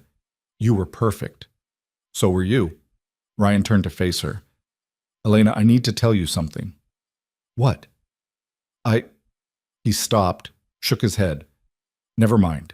It can wait. But Elena saw something in his expression that made her heart race. Something that looked like the truth trying to break through all their carefully constructed lies. Ryan? His phone rang, he checked it and went pale. It's my father. Don't answer it. I have to. He stood and walked to the windows. What do you want? Elena couldn't hear William's side of the conversation, but she could see Ryan's posture change. Tense, defensive, angry. You can't be serious, Ryan said. No, absolutely not. I don't care what you think you have. Elena's not. He listened for another moment. Then do it. See what happens. I'm done being manipulated by you. He hung up and stood there, staring out at the city. What did he say? Elena asked. Ryan turned around. His expression was devastated. He's threatening to pull my position as CEO unless I end our relationship. He says you're a liability the company can't afford. He's calling an emergency board meeting for tomorrow. Elena felt like the floor had dropped out from under her. Then we end it. We tell people it didn't work out. I'll resign. Find another job. No. Ryan, you can't lose your company over this. I'm not losing anything. He's bluffing. What if he's not? Ryan crossed back to her and took both her hands. Then he's not. Elena, I meant what I said in that interview. Every word. You've made me feel alive again for the first time in years. You've helped me be a better father. He stopped. You've become essential. And I'm not giving that up. Not for my father, not for the company, not for anything. Elena stared at him. Ryan, this is fake. Remember? We're pretending. Are we? His voice was quiet. Because it hasn't felt fake for a while now. Not to me. The admission hung in the air between them. What are you saying? Elena whispered. I'm saying I love you. For real. Not for the interview or the cameras or anyone else. Just... He cupped her face gently. Just because you're you. Elena's breath caught. This wasn't part of the plan. This wasn't supposed to happen. Ryan, we can't I know. I know this is complicated and messy and probably the worst idea I've ever had, but I can't keep pretending this is pretend. Not anymore. Elena looked at him. At this man who'd started as her boss and somehow become the most important person in her life. This man who'd defended her against his father, who'd listened when she talked about her mother, who'd noticed she liked mushroom ravioli. I love you too, she said. I think I have for a while now. Ryan kissed her. Not like the first time at his father's house, desperate and panicked. This was slow and deliberate and real. This was them finally admitting what had been building for weeks. When they pulled apart, both of them were breathing hard. What do we do now? Elena asked. We stop pretending, Ryan said. We make this real, and we fight like hell to keep it. Outside the windows, Manhattan glittered in the afternoon sun. Tomorrow would bring William's board meeting and whatever consequences came with it. But right now, in this moment, Ryan and Elena weren't thinking about consequences. They were just two people who'd started with a lie and somehow found the truth. The board meeting was scheduled for 9 a.m. Monday. Ryan barely slept Sunday night. He kept running scenarios in his head, what his father would say, how the board would react, what weapons William had prepared. Elena had offered to stay, but Ryan sent her home. This fight was his, not hers. Except it wasn't just his anymore. The moment he'd admitted he loved her, the moment she'd said it back, everything had changed. At 8:30, Ryan walked into the Ashford Tower boardroom. 12 directors sat around the massive table, all of them watching him with varying degrees of curiosity and concern. His father stood at the head of the table like a general preparing for battle. "Ryan," William said, "thank you for joining us." "Did I have a choice?" "We all have choices. The question is whether we make smart ones." Ryan took his seat and waited. Whatever was coming, he'd face it head on. William gestured to one of the board members, Douglas Henshaw, a man in his 60s who'd known Ryan since he was a child. "Douglas, if you would." Henshaw cleared his throat uncomfortably. "Ryan, we've called this meeting to discuss concerns about your recent relationship with Elena Cruz and its impact on the company." "What concerns specifically?" "That your judgment has been compromised, that you've allowed personal feelings to override professional responsibilities, that you've created a hostile work environment by dating a subordinate." "Elena is my executive assistant, not my subordinate in the traditional sense, and our relationship doesn't interfere with our work." "Doesn't it?" William pulled up a screen showing financial reports. "Since this relationship became public, we've lost 3 major clients: the Hendricks account, the Morrison deal, and the Singapore expansion, all citing concerns about leadership stability." Ryan felt his stomach drop but kept his expression neutral. Those accounts were already shaky. Hendricks has been looking for an exit for 6 months. Morrison's CFO got indicted for fraud last week, and Singapore fell through because of regulatory issues, not relationship drama. Nevertheless, the perception exists that you're distracted, that you're prioritizing a romantic entanglement over the company's best interests. "I'm prioritizing my personal life for the first time in 7 years.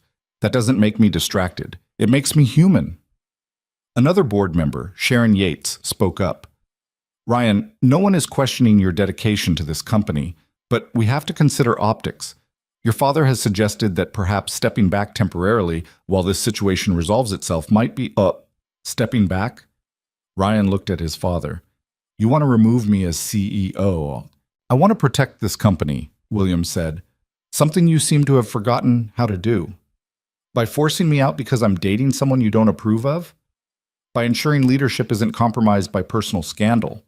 Ryan stood. The room went quiet. "Let me be very clear," he said. "I built this company into what it is today. When I took over as CEO 7 years ago, revenue was stagnant and innovation was dead. I turned things around. I expanded into new markets, developed new products, increased profits by 40%. I did that while grieving my wife and raising my daughter alone. So don't stand there and tell me I'm not dedicated to this company. No one is disputing your past achievements," Henshaw said gently. "But Ryan, your relationship with Miss Cruz raises legitimate questions.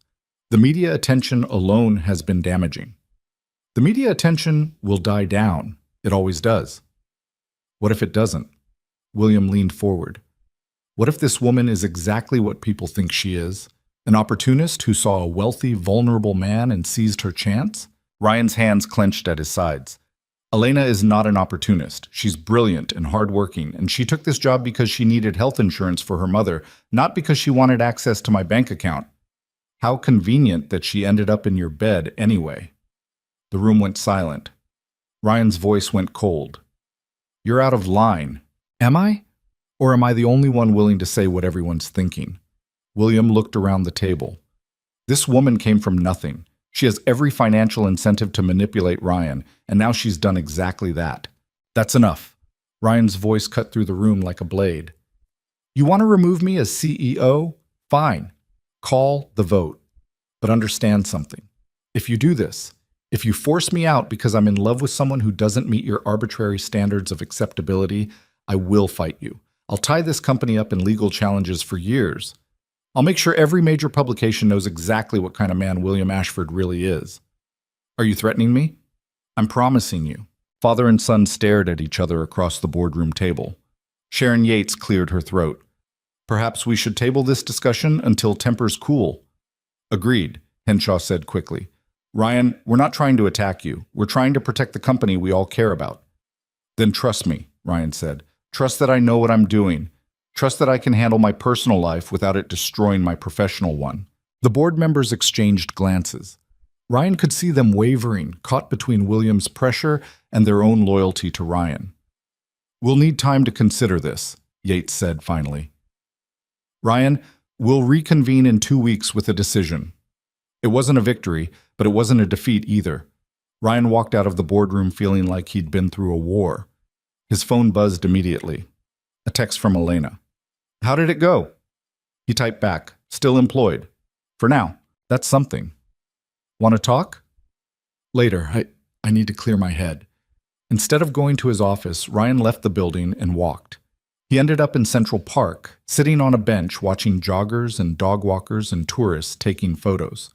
Normal people living normal lives without board meetings and family drama and impossible choices. His phone rang. Not Elena this time, his grandmother. "You survived," she said without preamble. "Barely." "Your father called me. He's furious." "Good. Ryan, I need to ask you something. This woman, Elena, is she really what you want? Or are you just rebelling against William?" Ryan thought about Elena sleeping in Maya's room after a nightmare. Elena defending herself against Victoria with quiet dignity. Elena admitting she loved him like it scared her. "She's what I want," he said. "She's the first thing I've wanted for myself in years." His grandmother was quiet for a moment. "Then fight for her, but be smart about it. Your father will use every weapon he has." "I know." "Do you? Because William doesn't just want you to end this relationship. He wants to destroy it so thoroughly that you'll never defy him again." "He can try." "He will. And Ryan, be prepared for it to get ugly." She hung up before he could respond. Ryan sat there for another hour, trying to figure out his next move. Finally, he texted Elena. "Can you come over tonight? We need to talk, of course. What time?" 7. "And bring an overnight bag. This might take a while." Elena showed up at 6:50 carrying a small duffel bag and looking nervous. "Maya's at a sleepover," Ryan said, letting her in. "We have the place to ourselves." "Should I be worried?" "Maybe. I don't know yet." They sat on the couch with glasses of wine neither of them drank. "The board wants me to step down," Ryan said. "Not permanently, just temporarily until the situation with Elena Cruz resolves itself." Elena set down her wine glass carefully. "Then I'll quit." "No." "Ryan, I'm not letting you lose your company because of me." "You're not. My father is trying to make me lose my company because I won't let him control my life. There's a difference. A difference that ends with you being forced out as CEO." Ryan took her hand. "Elena, I've spent 7 years doing everything my father wanted, running the company his way, living the life he chose, being the son he demanded I be, and I was miserable. Then you walked into my office, and for the first time since Sarah died, I remembered what it felt like to actually want something. This isn't about wanting me. This is about defying your father. It's both. It's all of it. It's me finally choosing myself instead of the legacy and the expectations and all the bullshit that comes with being an Ashford." He squeezed her hand. "I'm not giving you up. Not for the board, not for my father, not for anyone." Elena's eyes were bright with tears. "What if you regret it? What if 6 months from now you realize I'm not worth losing everything?" "You are worth it. And this isn't losing everything. It's choosing what actually matters." She kissed him then, hard and desperate and full of all the fear and hope neither of them could put into words. When they pulled apart, Elena said, "So what do we do?" "We fight. We prove to the board that I can handle both the company and a relationship. We show my father he doesn't control me anymore." "How?"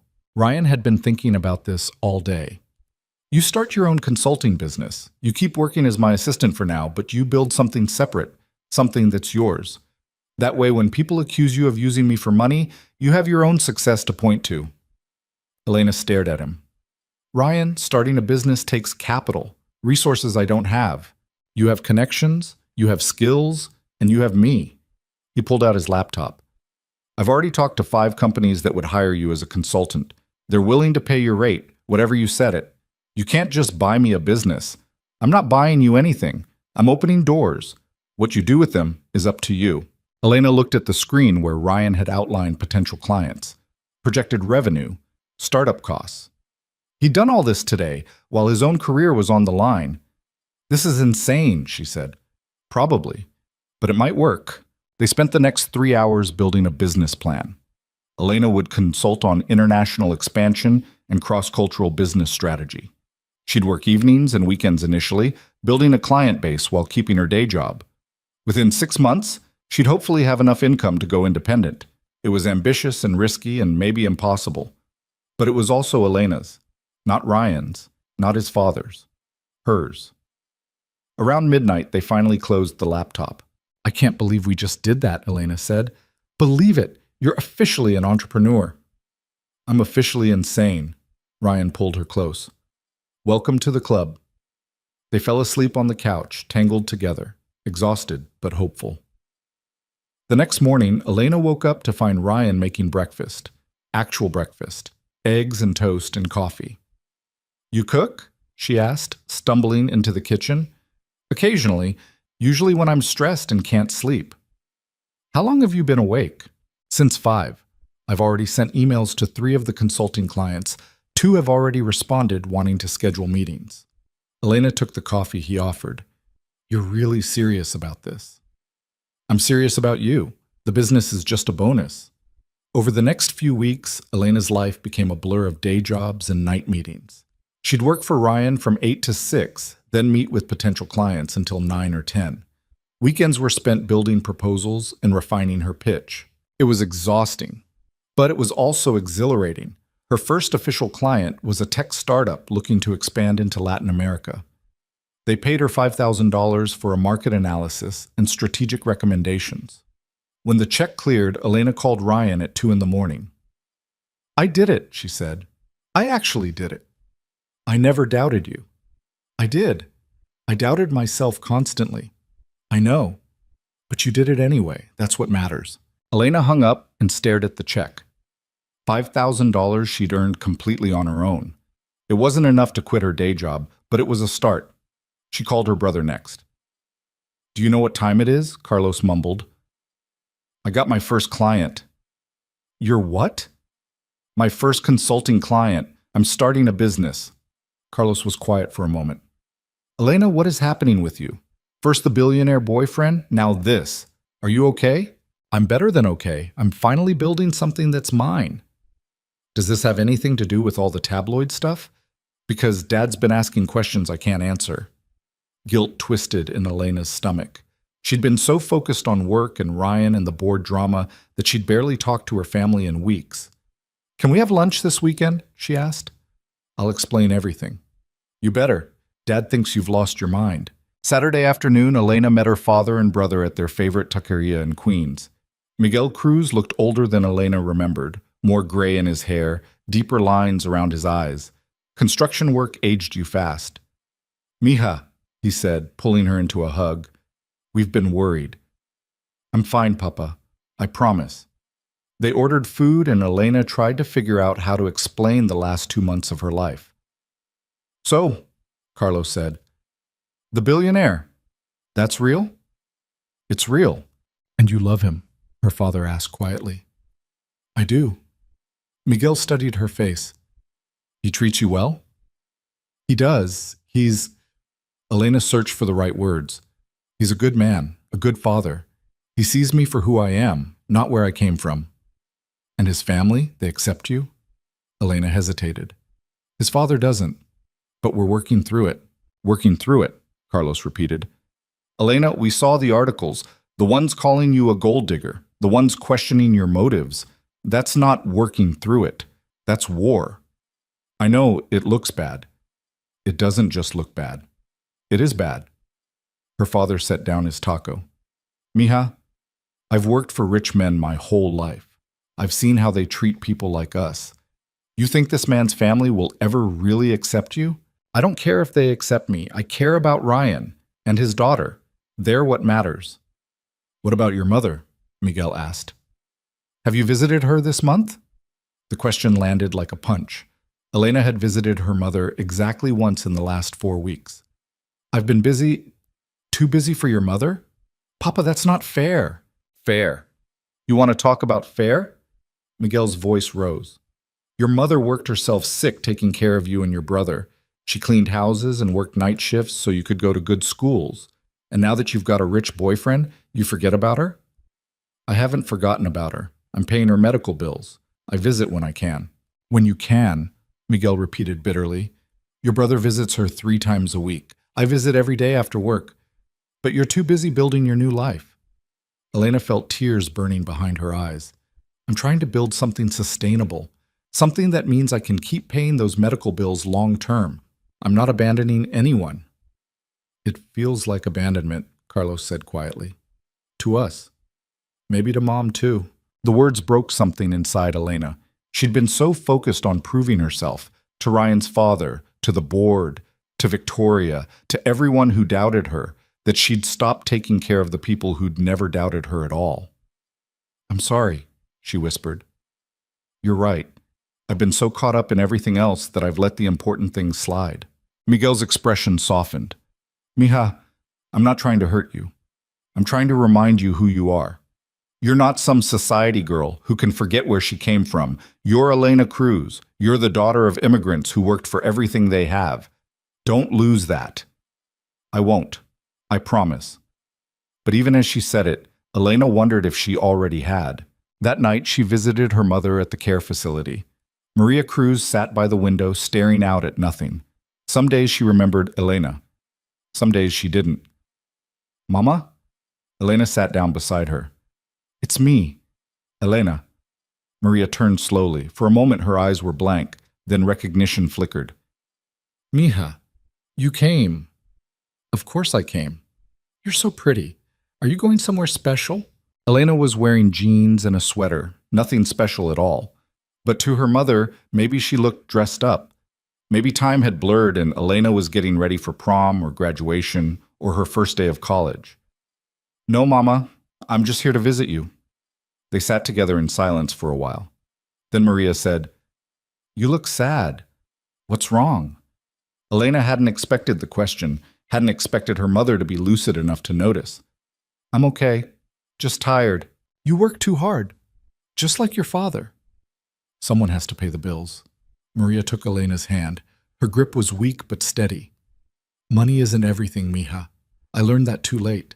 I worked so hard to give you and Carlos opportunities, but I missed so much time with you, so many moments I can't get back. You did what you had to do. So are you, but don't make my mistakes. Don't forget to live while you're busy surviving. The words stayed with Elena long after she left the facility. She drove back to Manhattan in a daze, thinking about her mother's warning, about her father's disappointment, about the life she was building and the life she was leaving behind. Ryan was waiting at his penthouse when she arrived. How did it go? He asked. Badly. My father thinks I'm abandoning my family for you. My brother thinks I've lost my mind. And my mother, Elena's voice broke. My mother told me not to forget to live while I'm busy surviving. Ryan pulled her into his arms. I'm sorry. For what? You didn't do anything wrong. I pulled you into this world, this chaos. Elena pulled back to look at him. I chose this, all of it. The relationship, the business, the complications. That's on me. Still, if I could make it easier, life isn't supposed to be easy. It's supposed to matter. Elena wiped her eyes. I just need to figure out how to balance it all. We'll figure it out together. Over the next month, Elena tried. She visited her mother twice a week. She had dinner with her father and brother every Sunday. She kept building her consulting business while working for Ryan during the day. It was brutal and exhausting and sometimes felt impossible. But slowly, things started to shift. The New York Times article about Elena and Ryan ran in early November. It was fair and balanced and painted them as a couple navigating difficult circumstances with grace. The public response was surprisingly positive. Some people still called Elena a gold digger, but more people saw them as proof that love didn't care about tax brackets. The board meeting reconvened in mid-November. This time, Ryan came prepared with quarterly reports showing that despite the media attention, the company was thriving. Revenue was up. Client retention was strong. New contracts were being signed. William tried to argue that it was temporary, that the damage would show up later. But the numbers didn't lie. The board voted to keep Ryan as CEO, 11-1. The only dissenting vote was Williams. That night, Ryan took Elena to dinner at a small restaurant in Brooklyn, far from the Manhattan social scene. "We won," he said, raising his glass. "You won. I just didn't drag you down." "That's not how this works. We're a team." Elena clinked her glass against his. "A team. I like that." They ate and talked, and for the first time in months, Elena felt like she could breathe. Later, back at Ryan's penthouse, Maya was waiting up. She sat on the couch in her pajamas, clutching her stuffed rabbit. "Hey, kiddo," Ryan said. "You should be asleep." "I wanted to wait for you, both of you." Elena sat down next to her. "What's up?" Maya looked between them nervously. "Are you guys getting married?" The question caught both adults off guard. "We haven't talked about that," Ryan said carefully. "But you love each other, right? That's what people who love each other do. They get married." Elena glanced at Ryan, unsure how to answer. "It's more complicated than that, Maya," Ryan said. "Adults have to think about a lot of things before they get married." "Like what?" "Like timing, and making sure we're ready, and—" "I think you should get married," Maya interrupted. "Because Elena makes you happy, and she's nice to me, and she stayed when I had that nightmare, and I think—" Her voice got very small. "I think Mommy would like her." Ryan's eyes went bright with tears. He pulled Maya into his arms.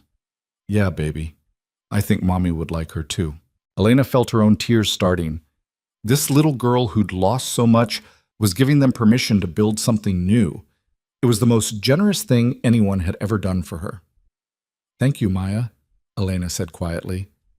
"That means everything." Maya pulled away from Ryan and looked at Elena seriously.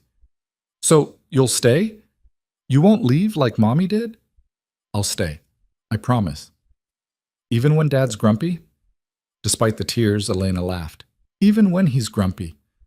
"He's grumpy a lot." "Hey," Ryan protested. "It's true," Maya insisted. "You get this face." She scrunched up her expression in an exaggerated frown. "I do not look like that." "You totally do," Elena agreed. They spent the next hour just being together, watching a movie, eating popcorn, arguing about whether Maya could stay up past her bedtime.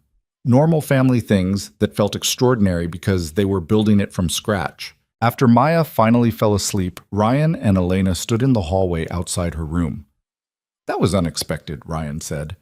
"She basically just proposed for you." "Yeah, how do you feel about that?" Elena thought about it. "Terrified, but in a good way." "Good terrified?" "Yeah, the kind where you're scared because you want something so much that losing it would break you." Ryan pulled her close. "I want to marry you, not because Maya suggested it, not to prove anything to my father or the board or anyone else, just because I can't imagine my life without you in it." "That's not a proposal, right? Because if it is, it needs work." He laughed. "No, when I propose, it'll be better than this. I'll plan something romantic and memorable, and I'll probably cry and ruin my makeup. Probably." They stood there in the quiet hallway, and Elena realized this was it. This was the life she'd been fighting for. Not the penthouse or the money or the status, just this, Ryan and Maya and the possibility of building something real. 2 weeks later, Elena signed her third major consulting contract. Between the 3 clients, she was making enough to quit her day job at Ashford Industries. She didn't. Instead, she and Ryan restructured her role. She became his strategic advisor, working 20 hours a week on special projects while building her consulting business on the side. It was unconventional, but it worked. Patricia threw her a small party when the news went public. Half the office showed up, including people who'd whispered about Elena being a gold digger just months earlier. "Congratulations," Patricia said, hugging her. "You earned this. Thanks. For everything. For believing me when no one else did." "I didn't believe you at first," Patricia admitted. "I thought you were crazy for getting involved with Ryan, but you proved me wrong. You proved everyone wrong." That night, Elena went to dinner with her family again. This time, she brought Ryan and Maya. Miguel Cruz sized up Ryan like he was inspecting a building foundation. "So you're the billionaire?" "Yes, sir." "You hurt my daughter. I don't care how much money you have. Understand?" "Understood," Carlos laughed. "Dad, you can't threaten him. He probably has lawyers." I don't care about lawyers. I care about my daughter. Ryan met Miguel's eyes steadily. So do I, sir. I love her. And I'm going to spend the rest of my life proving she made the right choice. Miguel studied him for a long moment. Then he nodded. Good. Now sit down and eat. Elena says you like tamales. The dinner was chaotic and loud and perfect. Maya charmed everyone by speaking Spanish she'd learned from Mrs. Chen. Carlos interrogated Ryan about business. Miguel told embarrassing stories about Elena's childhood. Watching her two worlds collide, Elena felt something settle in her chest.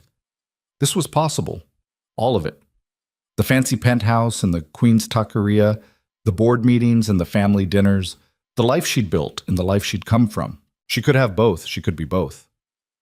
As they left the restaurant, Ryan took her hand. That went well. My father threatened you. Barely. I was expecting worse. Just wait until Christmas. He'll really grill you then. Ryan stopped walking. Elena Cruz, did you just invite me to Christmas with your family? Maybe. Is that okay? It's perfect. They walked through Queens holding hands while Maya skipped ahead, and Elena thought about how far they'd come. From a fake kiss at his father's house to this, real love, real family, real life. It wasn't perfect. They still fought with William. The tabloids still ran stories. The board still questioned some of Ryan's decisions. But they had each other. And they had Maya. And they had this life they were building together, one difficult choice at a time. In late December, Ryan proposed. Not at some fancy restaurant or exotic vacation spot. He proposed in Elena's tiny apartment in Queens, surrounded by boxes from her consulting business and her mother's old furniture and all the messy reality of who she really was. This is where it started for you, he said, getting down on one knee. This apartment, this neighborhood, this life. I don't want you to leave it behind. I want you to bring it with you, all of it. Your family, your history, your dreams. I want to build something that honors where you came from and where we're going together. Elena was crying before he even opened the ring box. Elena Cruz, will you marry me? Yes. Of course, yes. The ring was beautiful but not ostentatious. Elegant but not showy. Exactly right. They got married 3 months later in a small ceremony that mixed both their worlds. Miguel walked Elena down the aisle while Ryan's grandmother sat in the front row beaming. Carlos was the best man. Maya was the flower girl. Victoria Blackwell sent an expensive gift and a note saying she'd been wrong about everything. William didn't attend. But he did send a card that simply said, I hope you're happy. It was the closest he'd ever come to approval. The reception was held at a community center in Queens rather than some Manhattan ballroom. They served tamales and champagne.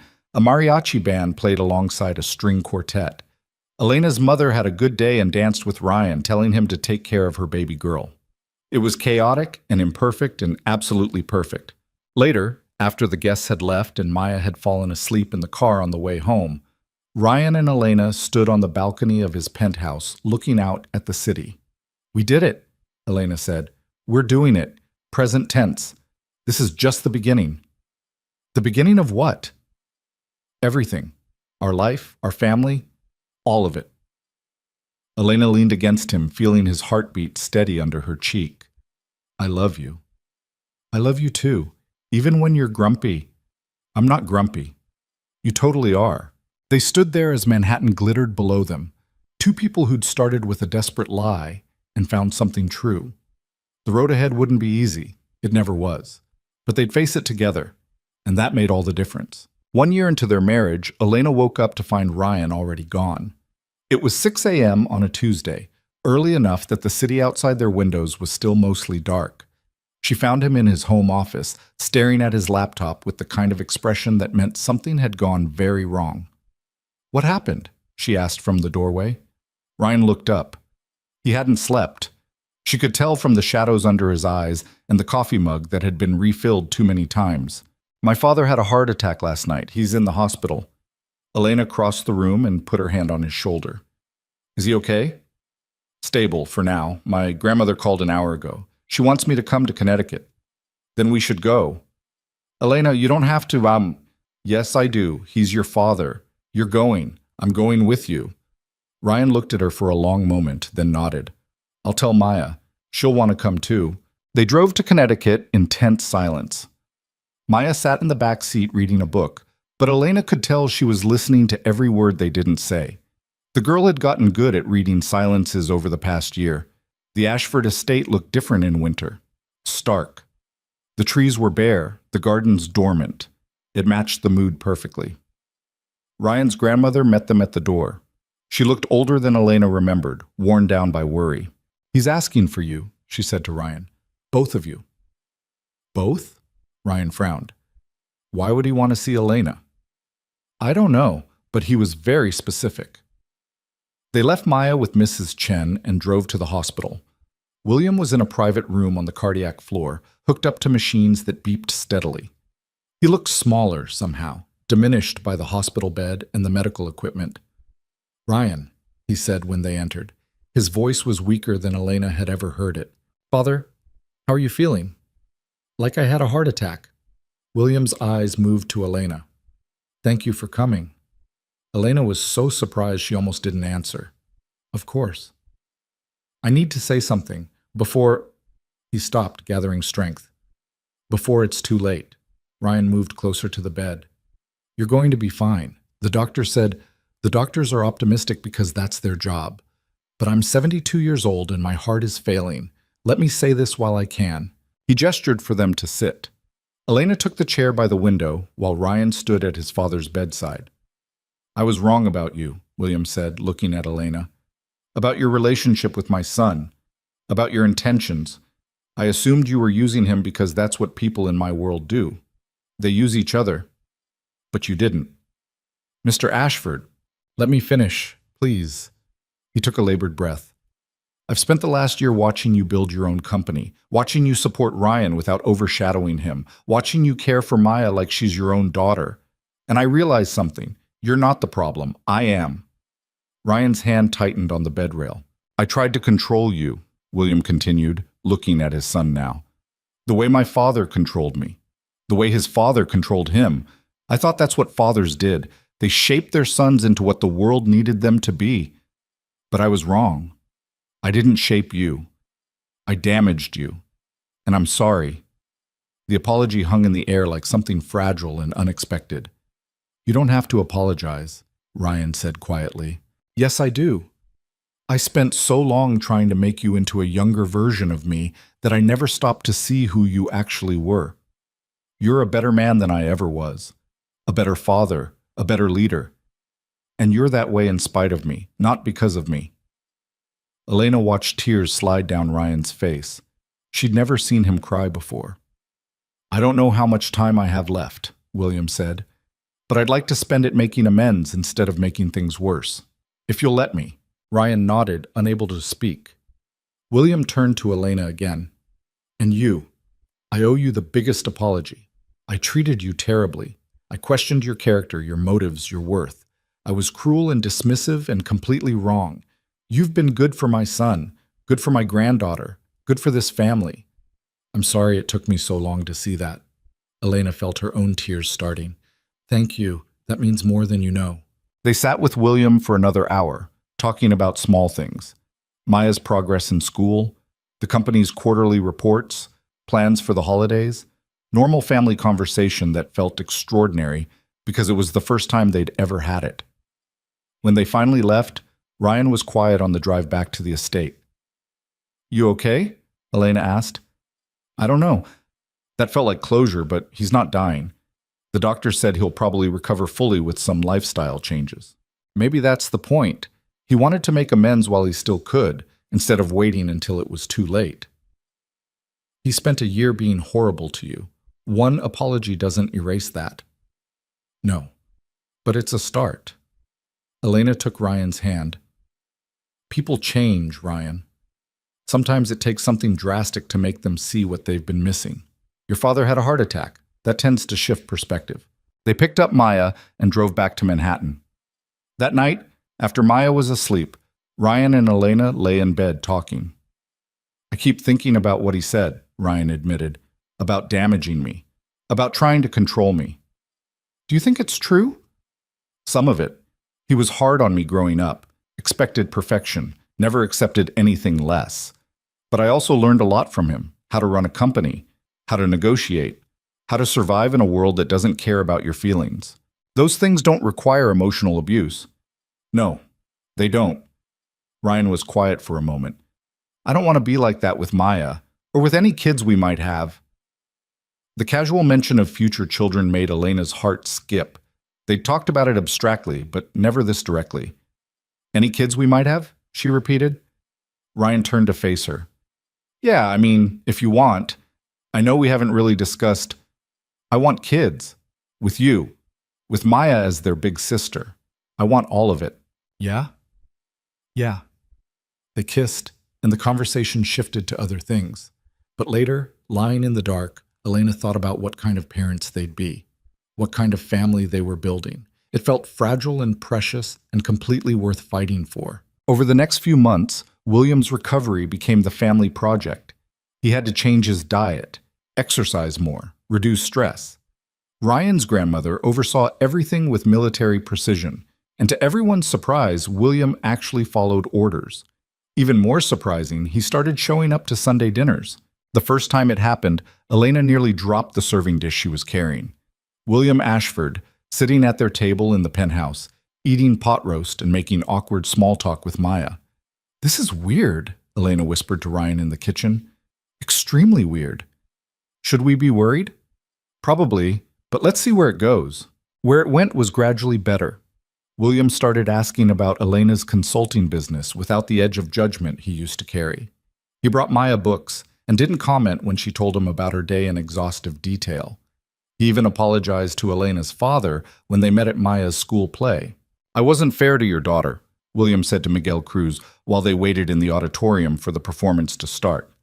I made assumptions based on class and background instead of character. That was wrong. Miguel studied him warily. You were protecting your son. I understand that. Protecting him from the best thing that ever happened to him? That's not protection. That's fear. Fear of what? Fear of losing control. Fear of him making choices I didn't approve of. Fear that he'd turn out different from what I'd planned. William looked at the stage where Maya would soon perform. But different isn't bad, it's just different. Took me 72 years to learn that. Elena, overhearing this from her seat, felt something loosen in her chest. William wasn't perfect. He still had moments of arrogance and control, but he was trying. That counted for something. Maya's performance was chaotic and charming. She played a tree in the school's production of an environmental awareness play, and she took the role extremely seriously. Afterwards, both grandfathers congratulated her with equal enthusiasm. You were the best tree, Miguel told her. The most realistic tree I've ever seen, William added. Maya beamed. I practiced my tree face in the mirror for 2 weeks. Watching her navigate between her two grandfathers, one in work boots and the other in a custom suit, Elena was struck by how seamlessly Maya moved between worlds. She was equally comfortable at her grandfather Miguel's construction sites and her grandfather William's country club. She didn't see the differences as barriers. She just saw family. Maybe that was the lesson. Not that differences didn't exist, but that they didn't have to divide. In the spring, Elena's consulting firm landed its biggest contract yet. A major corporation wanted her to oversee their entire Latin American expansion strategy. The contract was worth $500,000 over 2 years. She called Ryan from her office, barely able to contain her excitement. I got it. I actually got it. I knew you would. This is huge, Ryan. This means I can hire 2 full-time employees, get a real office instead of working from coffee shops. This is... She stopped. This is everything I've been working toward. I'm proud of you. You sound weird. Are you okay? I'm fine. Just thinking. About what? About how far you've come. About how you did all this on your own. Elena heard something in his voice that made her pause. Ryan, what's wrong? Nothing's wrong. Can we talk when you get home? She agreed, but spent the rest of the day anxious. When she got back to the penthouse that evening, she found Ryan sitting at the piano in the living room. He didn't play often, said he was terrible at it, but sometimes when he was thinking through something difficult, he'd sit there and pick out simple melodies. Okay, Elena said, sitting next to him on the bench. What's going on? Ryan didn't stop playing. I've been thinking about the company, about my role, about what I actually want. And I think I want to step back. Elena stared at him. Step back from Ashford Industries? Ryan, that's your company. It's my father's company. I just run it. You built it into what it is today. I know, and I'm proud of that. But Elena, I've been CEO for almost 8 years. I've spent that entire time proving something to my father, to the board, to everyone who thought I couldn't handle it. And I did handle it. I proved whatever needed proving. But I'm tired. Tired of what? Tired of living for the company instead of my family. Tired of missing Maya's school events because of board meetings. Tired of working 80-hour weeks because that's what's expected. He finally stopped playing and looked at her. I want to do what you did. Start something new, something that's mine. Like what? I don't know yet. Maybe venture capital for startups. Maybe business consulting like you. Maybe something completely different. But I want to choose it instead of inheriting it. Elena took his hand. Have you told your father? Not yet. I wanted to tell you first. What do you think he'll say? Honestly, I don't know. The old William would have lost his mind, but this new version, he might actually understand. They sat at the piano together, both of them thinking about the enormous shift Ryan was proposing. Are you scared? Elena asked. Terrified. This is all I've known since Sarah died. The company gave me purpose when I couldn't find it anywhere else. And now? Now I have you and Maya and a life outside of quarterly earnings reports. I want to explore that. Before Maya grows up and I've missed it all. Elena leaned her head on his shoulder. Then do it. We'll figure it out together. Ryan told his father 2 weeks later over lunch at the estate. To his credit, William listened without interrupting. I'm not quitting, Ryan clarified. I'm transitioning. I'll stay on as CEO for another year to make sure the succession is smooth. But then I want to move into an advisory role, chairman of the board maybe. Something that lets me have input without the daily grind. William was quiet for a long time. Then he said, Who would replace you? I have some ideas. Sharon Yates has been on the board for 10 years. She knows the company inside and out. Or we could do an external search. You've really thought this through. I have. William nodded slowly. Then I support it. Ryan blinked. Just like that? Just like that. Ryan, I spent my entire life chained to that company. It cost me my marriage, my relationship with you, years of happiness I'll never get back. If you're smart enough to walk away before it costs you the same, then you're smarter than I ever was. I'm not walking away. I'm just rebalancing. Same thing. William smiled slightly. Besides, watching you try to do something different might give me ideas for my retirement. You're retiring. Eventually, maybe, I don't know. William looked out the windows at the gardens coming back to life after winter. I'm learning that there's more to life than board meetings and profit margins. Took me long enough. The transition was announced publicly in June.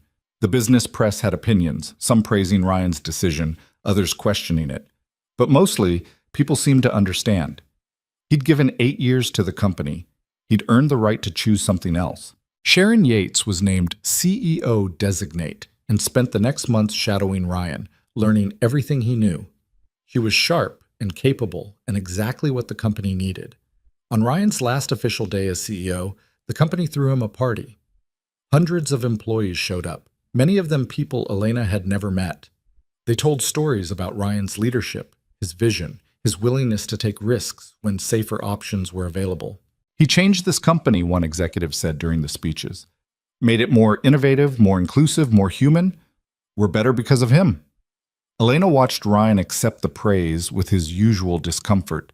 He'd never been good at taking compliments, but she could see pride there too. Pride in what he'd built, even if he was ready to build something else now. That night, they celebrated quietly at home with Maya and both their families. Miguel and William sat at opposite ends of the dinner table, occasionally making awkward but genuine conversation. Carlos interrogated Ryan about his next venture with real interest. Ryan's grandmother told stories about Ryan as a child that made Maya laugh so hard she nearly fell off her chair. It was chaotic and imperfect, and exactly what family was supposed to be. Later, after everyone had gone home and Maya was asleep, Ryan and Elena sat on their balcony looking out at Manhattan. How does it feel? Elena asked. Scary. Liberating. Both. Any regrets? Ryan thought about it. No, I did what I needed to do, proved what I needed to prove. Now it's time for something new. What does that look like? I don't know yet. Maybe I'll take some time off. Actually spend time with Maya. Travel. Figure out what I want instead of what everyone else expects. That sounds nice. Come with me. Elena turned to look at him. What? Come with me. You can run your business from anywhere. We could take 3 months, 6 months, travel with Maya, see the world, be a family outside of Manhattan and board meetings and all of this. Ryan, I just signed a huge contract. I can't just leave. Why not? You have employees now. You can delegate, and most of your work is virtual anyway. Elena opened her mouth to argue, then stopped. He was right. She could run her business remotely. She'd built it to be flexible specifically so she'd have freedom. So why was her first instinct to say no? I'm scared, she admitted. Of what?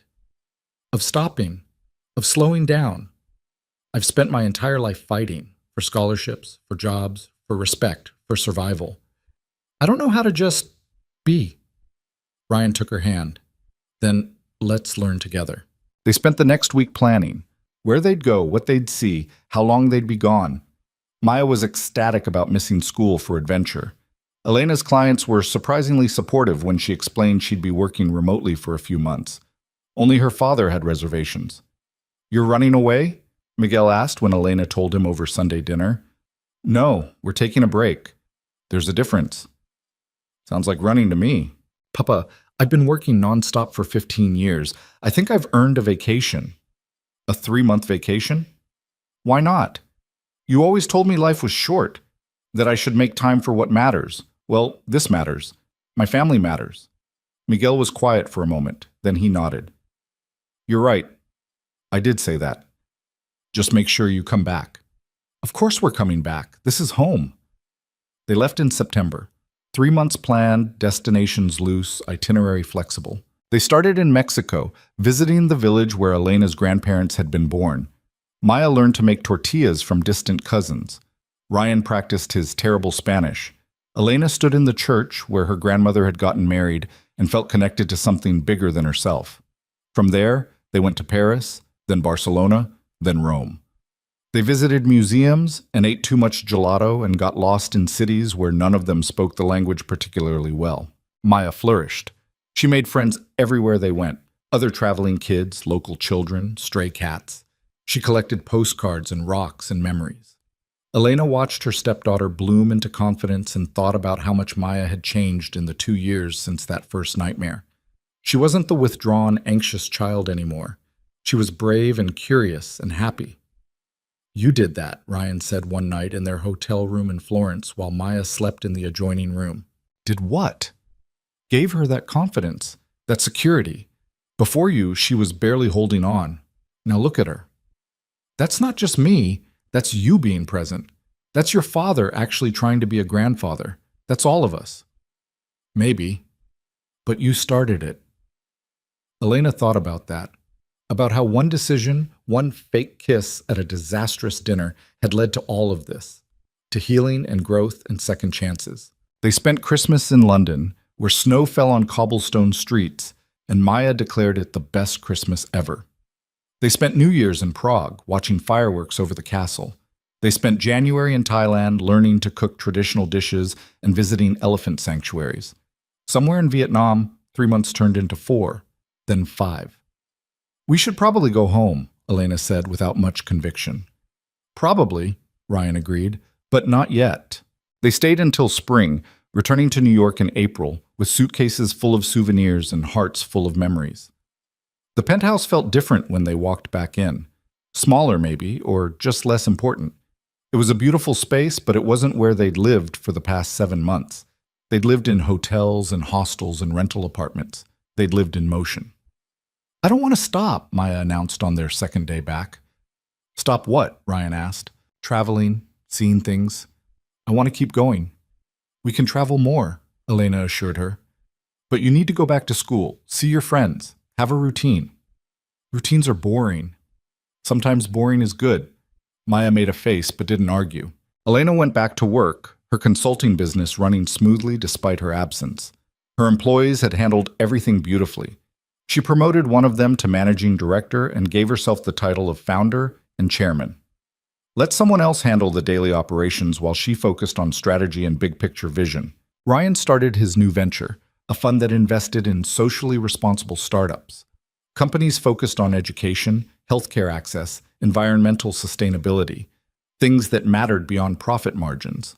Life settled into a new rhythm, different from before, but good different. William's health remained stable. He'd started seeing a therapist, which shocked everyone, and actually talked about his feelings, occasionally.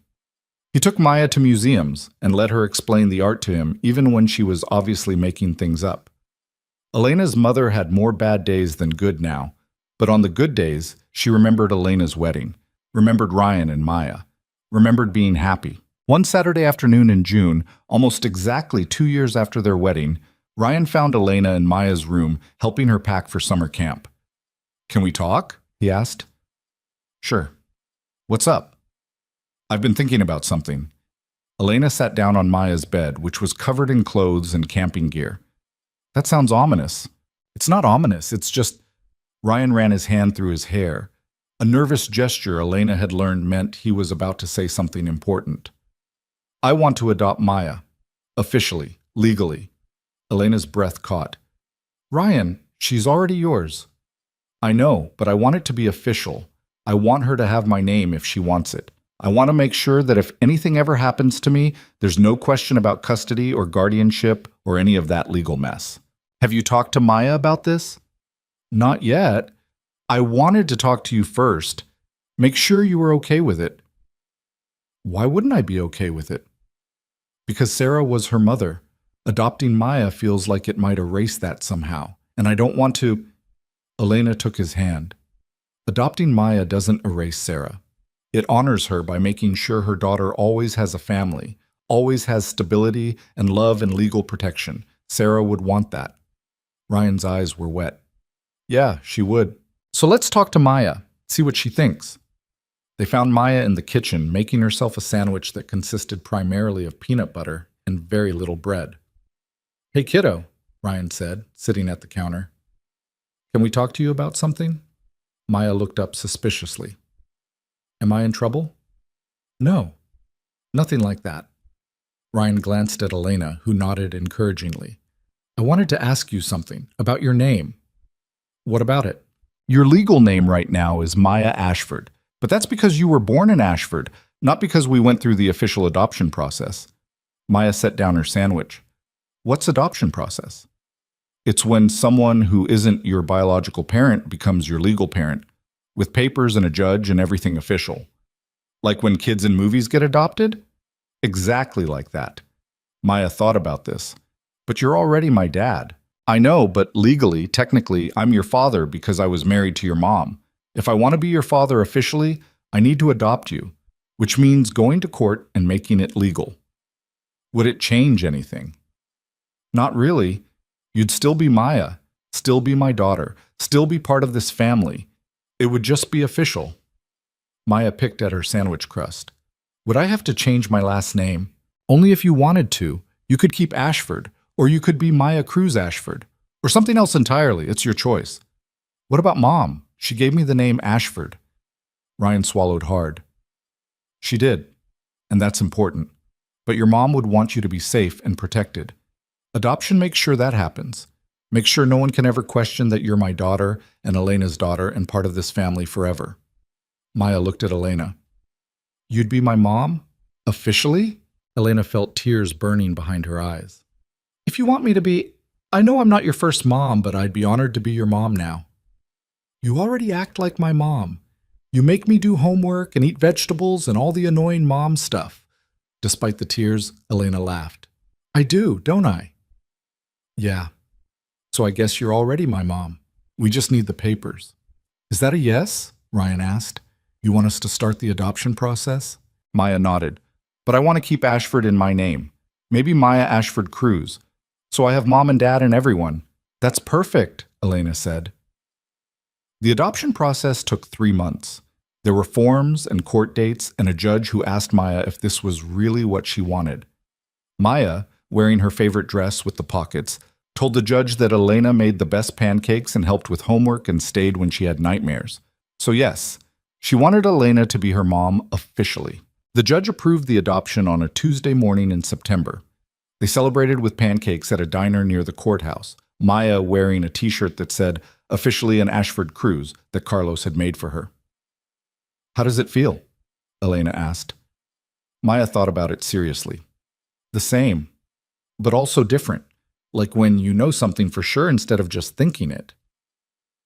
That night, after Maya was asleep, Elena and Ryan sat in the living room going through the adoption papers. "She's really yours now," Ryan said. "Legally, officially, all of it. She was always mine. This just makes it official."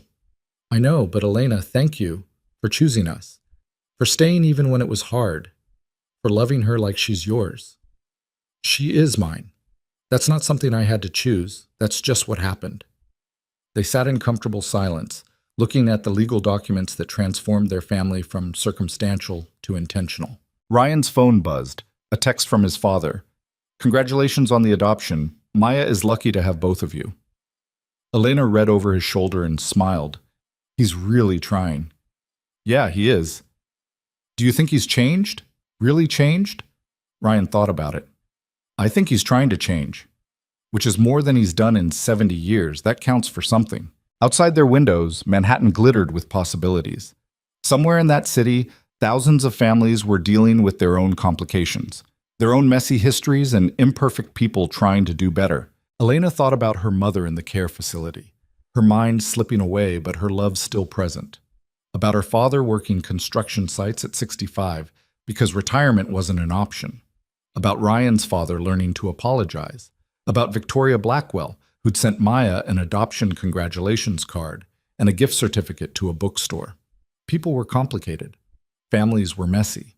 Love wasn't clean or simple or anything like the fairy tale suggested, but it was real, and it was worth fighting for. The months rolled on. Maya thrived in school, making straight A's and starring in the winter play as something that wasn't a tree. Elena's consulting business expanded internationally. Ryan's investment fund started showing real returns while making actual positive impact. William had another health scare in November, but recovered quickly. It reminded everyone that time was finite, that second chances didn't last forever. On Christmas Eve, both families gathered at the penthouse. Miguel and William argued about sports while drinking beer together. Ryan's grandmother taught Maya to play poker. Carlos brought a girlfriend for the first time and endured everyone's good-natured teasing. Elena stood in the kitchen, watching the chaos, and felt Ryan's arms wrap around her from behind. "What are you thinking about?" he asked. About how none of this should have worked. About how a fake kiss at your father's house shouldn't have led to all of this." "But it did." "But it did." Elena turned in his arms. "Do you ever think about what would have happened if I'd just quit that day? If I'd walked away instead of agreeing to fake date you?" "All the time. And it terrifies me." "Why?" "Because I almost lost you before I even had you. Because if you'd made a different choice, if you'd been less brave or more sensible, I'd still be drowning in work and loneliness and pretending I was fine. You would have figured it out eventually. Maybe, but I wouldn't have had you while I did. I wouldn't have this family, this life, any of it." Through the kitchen doorway, they could see Maya showing Miguel her new magic trick, while William pretended to be amazed. Carlos was arguing with Ryan's grandmother about card strategy. The Christmas tree lights twinkled, reflecting off the windows that showed the city beyond. "I used to think love was supposed to be easy," Elena said quietly. "That if it was real, it wouldn't be so complicated. But that's not true, is it?" "No. Love is messy and complicated and hard. But that doesn't make it less real. Maybe that's what makes it more real. Because anything worth having is worth fighting for? Because anything worth having requires showing up even when it's hard, requires choosing each other over and over again." Elena kissed him, soft and quick, aware of their families in the next room. "I choose you every time," she said. "Even knowing how complicated it would get? Especially knowing that. The complications are what made it real." They stood in the kitchen holding each other while their blended, imperfect, chosen family celebrated in the next room. And Elena thought about the girl she'd been 2 years ago, desperate for stability, drowning in responsibility, just trying to survive. That girl had walked into a billionaire's office looking for a job and found a family instead. She'd been terrified of losing herself in Ryan's world, of becoming someone she didn't recognize. But instead, she'd brought her world with her family, her values, her determination to earn everything she had. And somehow, impossibly, the two worlds had merged. Not perfectly, not smoothly. There were still tensions and disagreements and moments when the differences felt too big to bridge. But they kept trying, kept showing up, kept choosing each other in this complicated, messy, beautiful family they'd built. Later that night, after everyone had gone home and Maya was asleep, Elena stood on the balcony looking out at the city. Ryan joined her, bringing her a blanket against the cold. "You know what I realized?" she said. "What?" "The billionaire single dad didn't save me. I saved myself. You just gave me a reason to believe I was worth saving." Ryan pulled her close. "We saved each other." "Yeah, we did." They stood there wrapped in the blanket, watching their city sleep, and thought about how far they'd come. From a desperate lie to a real love. From strangers to spouses. From broken pieces to a whole family. It hadn't been easy, it hadn't been smooth, but it had been real. And sometimes, Elena thought, that was the best kind of love story. Not the one where everything worked out perfectly, but the one where imperfect people chose each other anyway. Where they fought for each other through complications and criticism and impossible odds. Where they built something true from something fake. Where they found home in each other. Ryan's phone buzzed with a text from Maya, sent from her bedroom. "Are you guys being mushy on the balcony again?" They both laughed. "We should go to bed," Elena said. "In a minute. I want to stay here a little longer." So they stood together on their balcony overlooking Manhattan, two people who'd started with a lie and found everything they'd been missing. The billionaire who'd learned that money couldn't buy happiness, but love could give it freely. The woman who'd learned that she didn't have to choose between where she came from and where she was going, she could honor both. And somewhere in their penthouse, their daughter slept peacefully, secure in the knowledge that she was loved completely by parents who'd chosen each other and chosen her. That was the real ending.